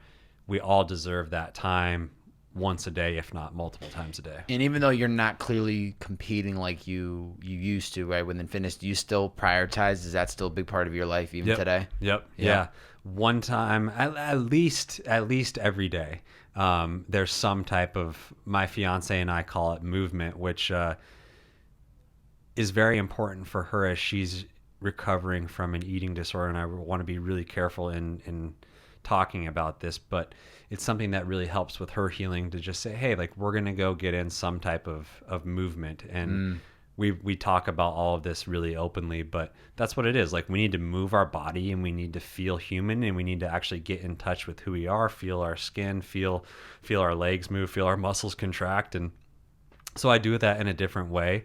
So it's not like it used to be where gotta be in the gym, today's chest day, tomorrow's tries. It's more of just getting the movement and maybe a little sweat, whether that's walking, jogging, lifting weights, going for a hike, just anything that's going to get you up and out and about. Yep. Because that is coming into the present moment, and becoming really present and being in that. And one of my faults is being at the gym and checking my damn phone. So like, I don't do that as much because I find myself doing that. If I'm in a yoga class, I can't pull out my phone. If I'm running, I can't pull out my phone. If I'm on a walking meditation, like, I don't bring my phone, or if I do, I turn it just completely on airplane mode and listen to music. It's coming into the present. And that's what I talk about with cannabis, is like, people ask me why I use it, because I do use THC, and I say, for me, it brings me into this moment. I can slow down and I can become appreciative of the world around me. And that, to me, is the selling point more than anything. Yeah. And I need to do that once a day. Yeah. Not marijuana, but I need to do some type of that, like, once a day. I think it's important to recognize that whole being present. And also off of that, I think everybody has a different thing that helps them stay present. So it's like, I can't sit here and say that I really do believe every person that listens to this or watches this should meditate, should try to like start dancing in that world of meditation. But I can't say that it's going to help you as much as it helped me. I think it's going to definitely, if you give it the right amount of time, it's going to show you some different perspectives of like the things that you do in your day to day that you're like, wait, why was I getting frustrated over that? Like, just breathe, like this, calm down, you know? But I think it's just, every person needs to figure out what works for them. Like, I personally, in high school, I went through the THC phase, fucking lighting them up, doing this, doing that. But then I just realized, like, it actually wasn't benefiting me anymore. It would get me anxious. It would actually do the reverse of what it really helps a lot of people. It would do the reverse of me. So I go, okay, that's not for me, but other people should try it. Yeah. You know, I hear and see the benefits health wise of what marijuana has done for other people. Or like yourself, you're saying it helps you. It's like, great, you should do it then. Yeah. But you kind of have to understand what doesn't work for you might not work for somebody else. You know yourself. Yes. And and that's the thing. Still writing the script. Learning. Still writing the script of it every day. That's the thing, is like, if you're not consciously learning yourself, you can be numbing through marijuana, through drugs, through alcohol, whatever it may be. You can be numbing through work. Like, that's something that I notice myself doing. And that's something that's my biggest work right now. Okay, great. You built a company that is a successful company. This is what you said you always wanted. Are you fulfilled? Are you happy? Yeah. Most days.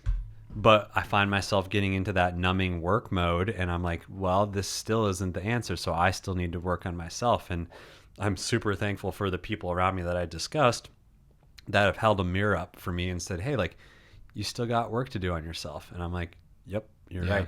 You're right. I still go to therapy once a week. I still journal and meditate a lot about my insecurities and who I want to be and how I've done people wrong. And I do this not in a shaming way, but in a way to just like say, hey, there's always going to be work. and it's okay. Yeah, it's perfectly okay. Yeah. Are there any certain books, podcasts, or people that you listen, watch, or read that help you kind of either whether it's learning, staying motivated, anyone specifically, or? Yeah, man. You know, I know we talked about Joe Rogan. He's I the do. GOAT. He's the GOAT. I have listened to Aubrey Marcus quite a bit that we talked about.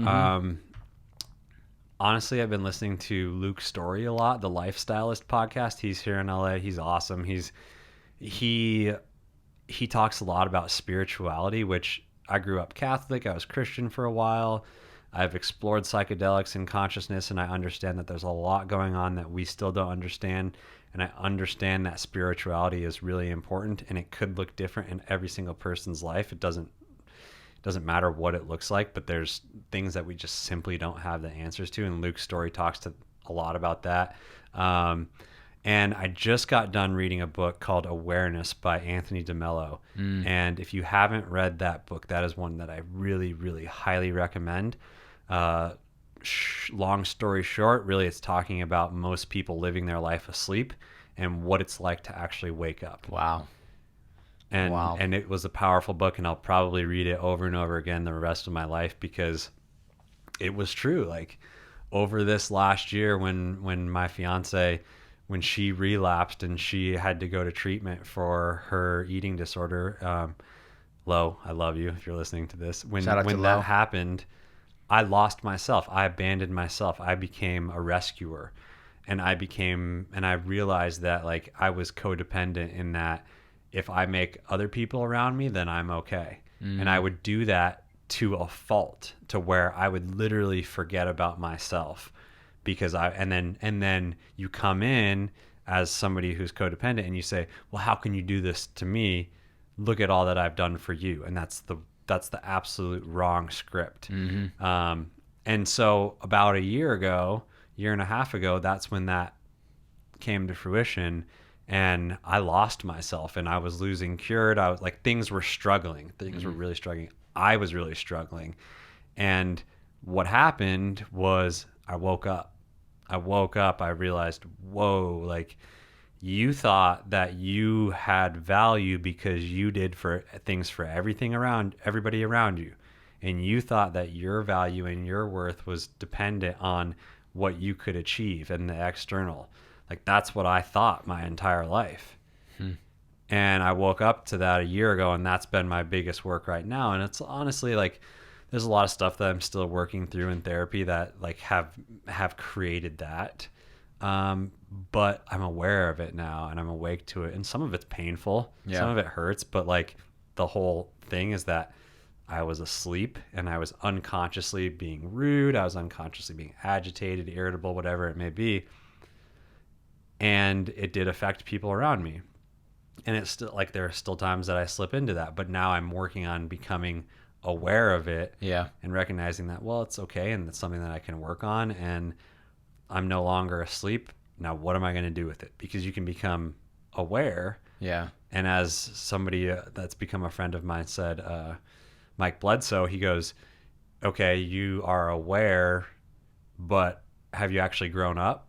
So you can become aware of something, but if you don't actually take that and you grow up, then that's a completely different story. So Awareness by Anthony DeMello, it's something that I've been, pondering a lot since I read the book in 2 days, but that's one that I really recommend. Yeah. I first off, it's always interesting to hear kind of what people listen to or what they're reading, because I think it's going to be insightful for somebody that's listening. But then the aspect of we all need to wake up, it's like sometimes I even recognize, just as much as we both are clearly ambitious and dream big, right, how important it is to be aware of just ourselves and to be able to recognize like the present moment, to be able to recognize like the people we surround ourselves with are going to help build us into being other, these great successful people. Like if we went down the road right now and we just like looked at the people, sometimes I do this when I'm driving around LA all the time, I'm driving Uber, I'm like looking at these people, I'm always just, there's this big question mark of like,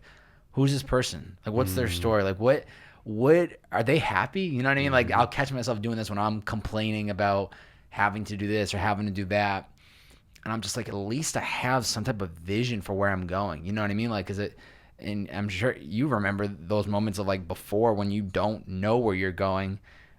It's like, it's the scariest thing because you're waking up with that nonsense of purpose. And then as soon as you figure out the purpose, you're aware, and you're so aware of everything, and you're like calculating every minute of every day because, you know, if I say yes to this, I'm not going to be able to work on that. If I say no to this, maybe I won't get this relationship. There's just so much into it. But yeah, that's going to be a book that I have to read, Awareness, because that sounds right up my alley. It's really good. What do you think are some of the best practices for people to cope with mental health? I know we've talked about, for you, it's been therapy, meditation. Clearly, it sounds like reading and really diving into who you are and figuring out, you know, who you are in the core, which clearly all those have been part of my life as well. But what do you think are best practices for people that are dealing with mental health today? Talk about it. Yeah. Find people that you can share your most real self with, and know that if there are people that judge you for it, they don't need to be in your life. Yeah. And there will actually be people that care about you, and also know that you're not alone. There are so many people that are anxious, depressed, and just barely moving through this world, and I was one of them for a very long time, and people didn't know it. Yeah. And so just like you're saying, like, there are so many people out there that we look at them and like, I wonder what their story is. Before you judge somebody, before you make a decision, before you do anything, like, actually like think that might be a possibility.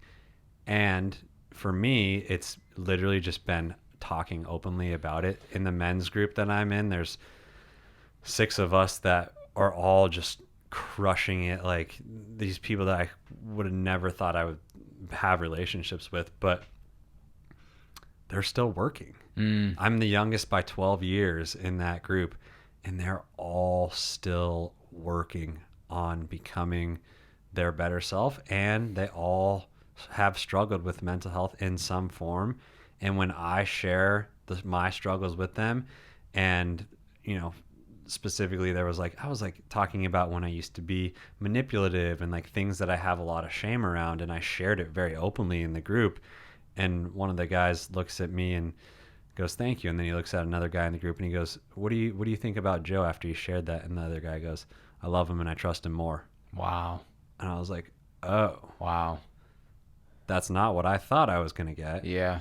But if you find those people, you find those human beings that are going to hold you and actually see you for who you are, and you share openly your struggles, it takes you to a level of freedom that I never thought I could. Well, I think what's beautiful now is in the world we live in, you're better off being authentically yourself and being vulnerable and actually sharing your thoughts and feelings with the world, because of it's not fake. It's not a facade. It's not you trying to act like everything is bliss.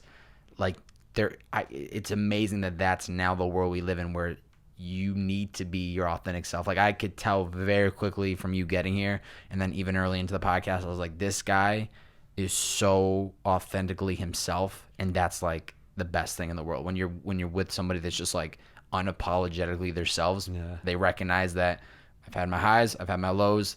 This is who I am today. I'll talk about any of it. Yeah. You even said in the email, you're like, I want to touch on this and this. Everything else, fair game. I was like, my man, this is going to be a great podcast. So getting that email I was so hyped. But yeah, you talk about it. That was the first thing you said, and I couldn't agree more. And people just need to talk about it more and just share your feelings and just and not care about what people are going to think or say. Because if people are judging you, that is a great indicator they're not supposed to be in your life. And you know what? You'd rather figure that out now than 10 years, 15 years down the line. I'd rather figure out now who those true core supporters are before anything happens in my life. And I think that's the number one thing. So talk about it, share your voice with the world, and somebody's going to relate to it. Yeah. Somebody's going to relate to it. If you're not owning your power, because you think somebody's going to leave you, you're just doing a massive disservice to yourself. Yeah. And that's like, and owning your power is being vulnerable, understanding what your skills are. And if you stand in that authentic self and you know that somebody's going to not want to be there because of that, so be it. That's not you. That's not on you.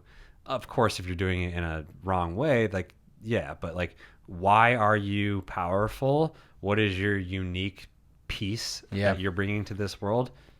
And just run with it. Yeah, I love there was an Instagram quote that I saw on your page that I pulled from a caption. It said, when I speak my truth, share my vision, and own my power, I can't be stopped. And I was like, damn, there's a lot of heat to that energy right there. There's a lot of heat to that. If I gave you a billboard that would be read by millions, right? And you could put up anything on this billboard that you want, any message to the world that would be read by millions of people, what's the one thing that you would want to put up? Breathe. Just breathe. Because that and focusing on your breath is the number one thing that brings me into the present moment. And when I was suicidally depressed and my therapist would have me lay flat on the ground and just breathe and focus on the breath in my body and where it was traveling and start to recognize my thoughts and my thought patterns, that was the catalyst to me becoming who I am today. And that is something that I have to do multiple times a day. Yeah. Just stop. Like, I'm a little bit woo-woo sometimes. So is my fiance, and I usually carry a crystal or a rock in my pocket, just so that I feel it. And every time I feel that, wow. Yeah, just take a breath. One person I had on the podcast previously, his name's Ben Nemton, and he's a speaker now. He used to be on a show called The Buried Life on MTV. Yeah. And now he's into this huge speaking wave. He speaks in front of, I think just last week or 2 weeks ago, he was in front of 7,000 people in Australia. So I'm like pinching myself thinking about it.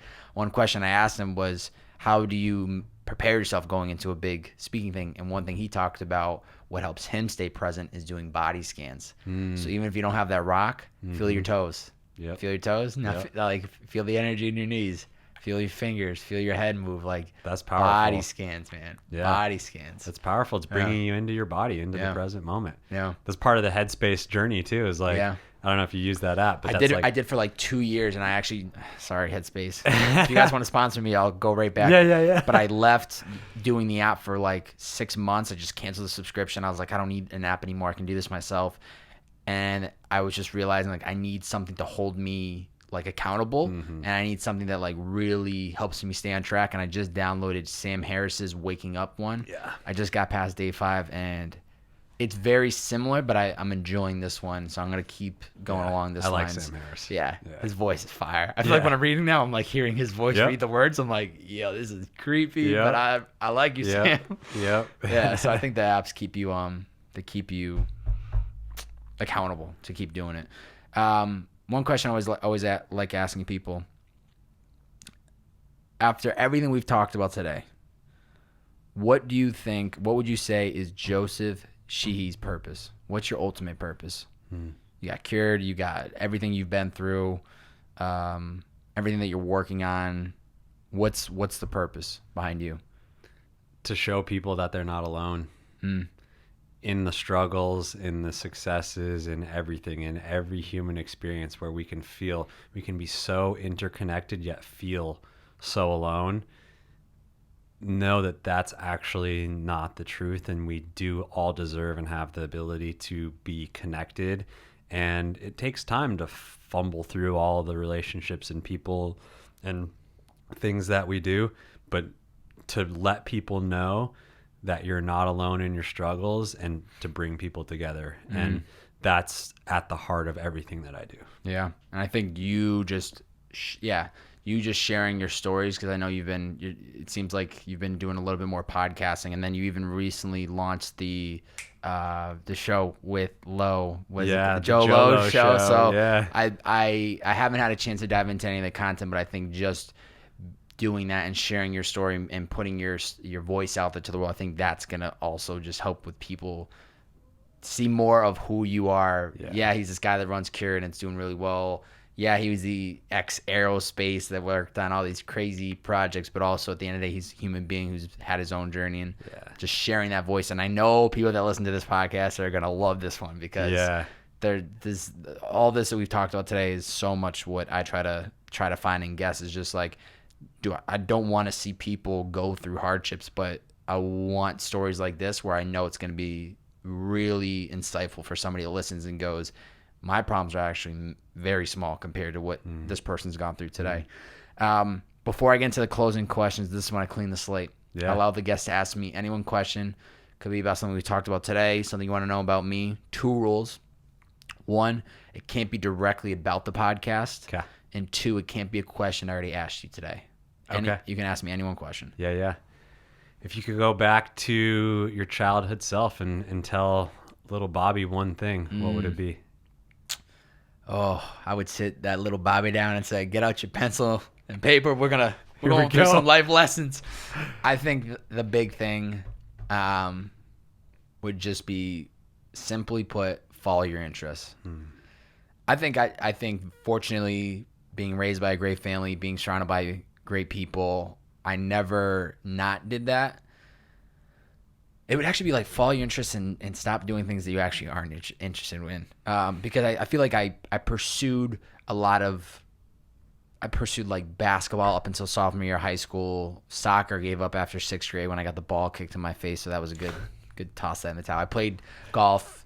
I picked up golf late. I played my sophomore, junior, and senior year of high school. But one thing I've talked about even before on this podcast is just like, one interest I had in high school was video class, right? Like I took a video class, the intro one with a bunch of my homies, and then it was kind of like we had to check it off for the criteria to graduate.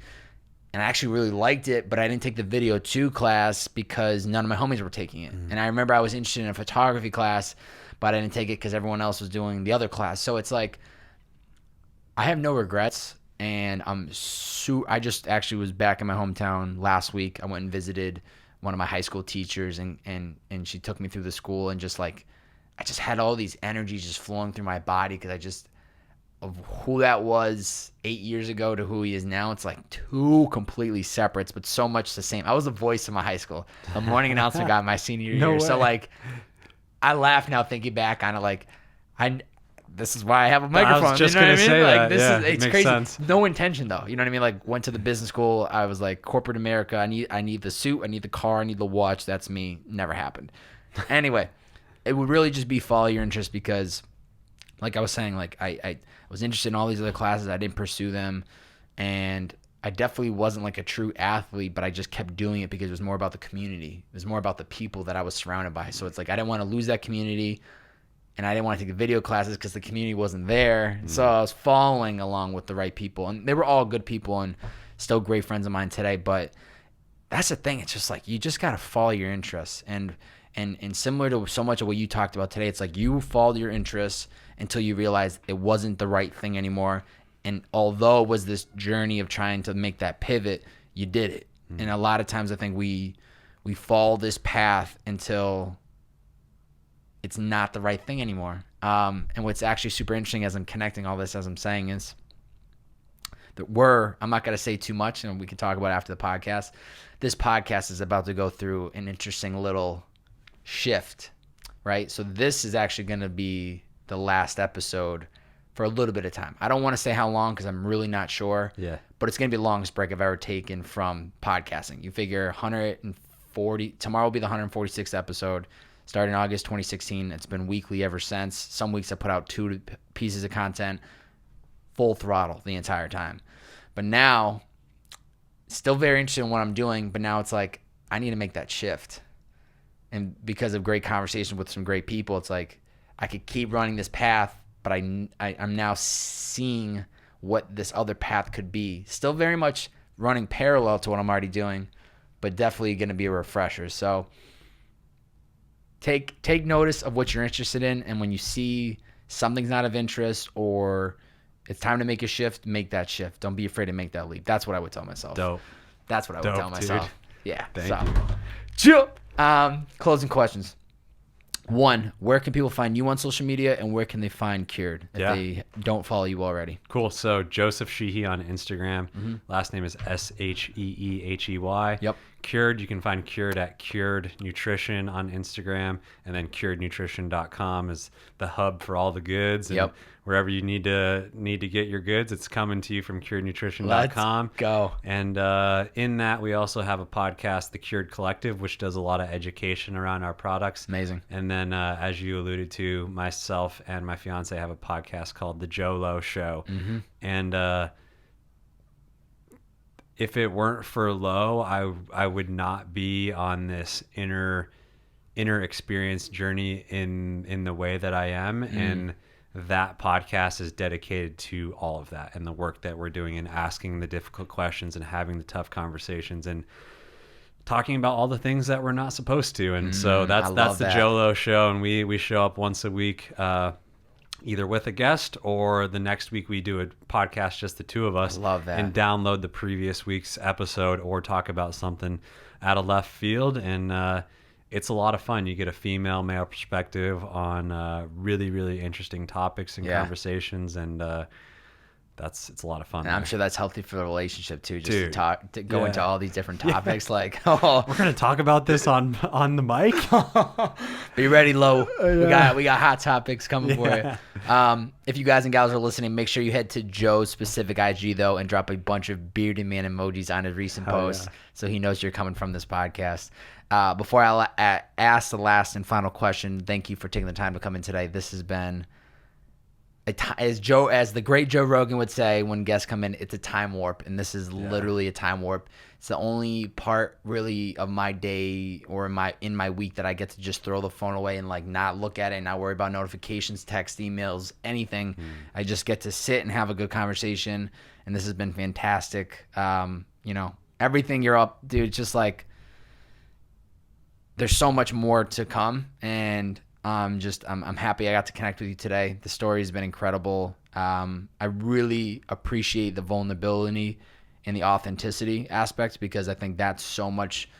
This podcast is hosted by me, but it is so much people like you and all the other people that have been on the show who have been willing to share their story, to talk about the shit they've been through, to just be authentically themselves and be okay with talking about things that they might not talk about with really a lot of people. So know that I appreciate you, opening up on some certain things that I'm sure aren't easy to talk about. And I know that people that are going to listen to this are going to be extremely appreciative of it. So thank you for taking the time to come in today. This has been absolutely incredible. Yeah. Thanks, brother. Yeah. Honestly, it was my favorite podcast I've ever been on. So. Let's go. Yeah. You fucking kill it, man. That means a lot. Last question for you. For somebody that's listening that hasn't found that passion, hasn't found that purpose out just yet, is in this path of like trying to figure it out, what's the best 2 to 3 pieces of advice you'd give to them? One, get really still and start to listen to yourself, because it's just the try. And if it's coming from external influences and you're continuing to fail, you're probably not listening to yourself. And that was really one of the things that you just said in a different way. And 2, ask for help. Like, ask for help. Know that you can't do this alone. And there are going to be times where you just literally need a helping hand. And it's okay. Yeah. Because we can be super, like, as men and as a lot of people, we can be super prideful. Yeah. And by not asking for help, you're really holding yourself back. So ask for help, make the change. Yeah. And those are the 2. Get really still and listen to yourself. Yeah, get really still. And then ask for help. I love that. Yeah. Joseph Sheehey, fellow brother. bearded brother. Thank you for coming in today, man. Yeah, brother. We'll catch you guys next time. See ya.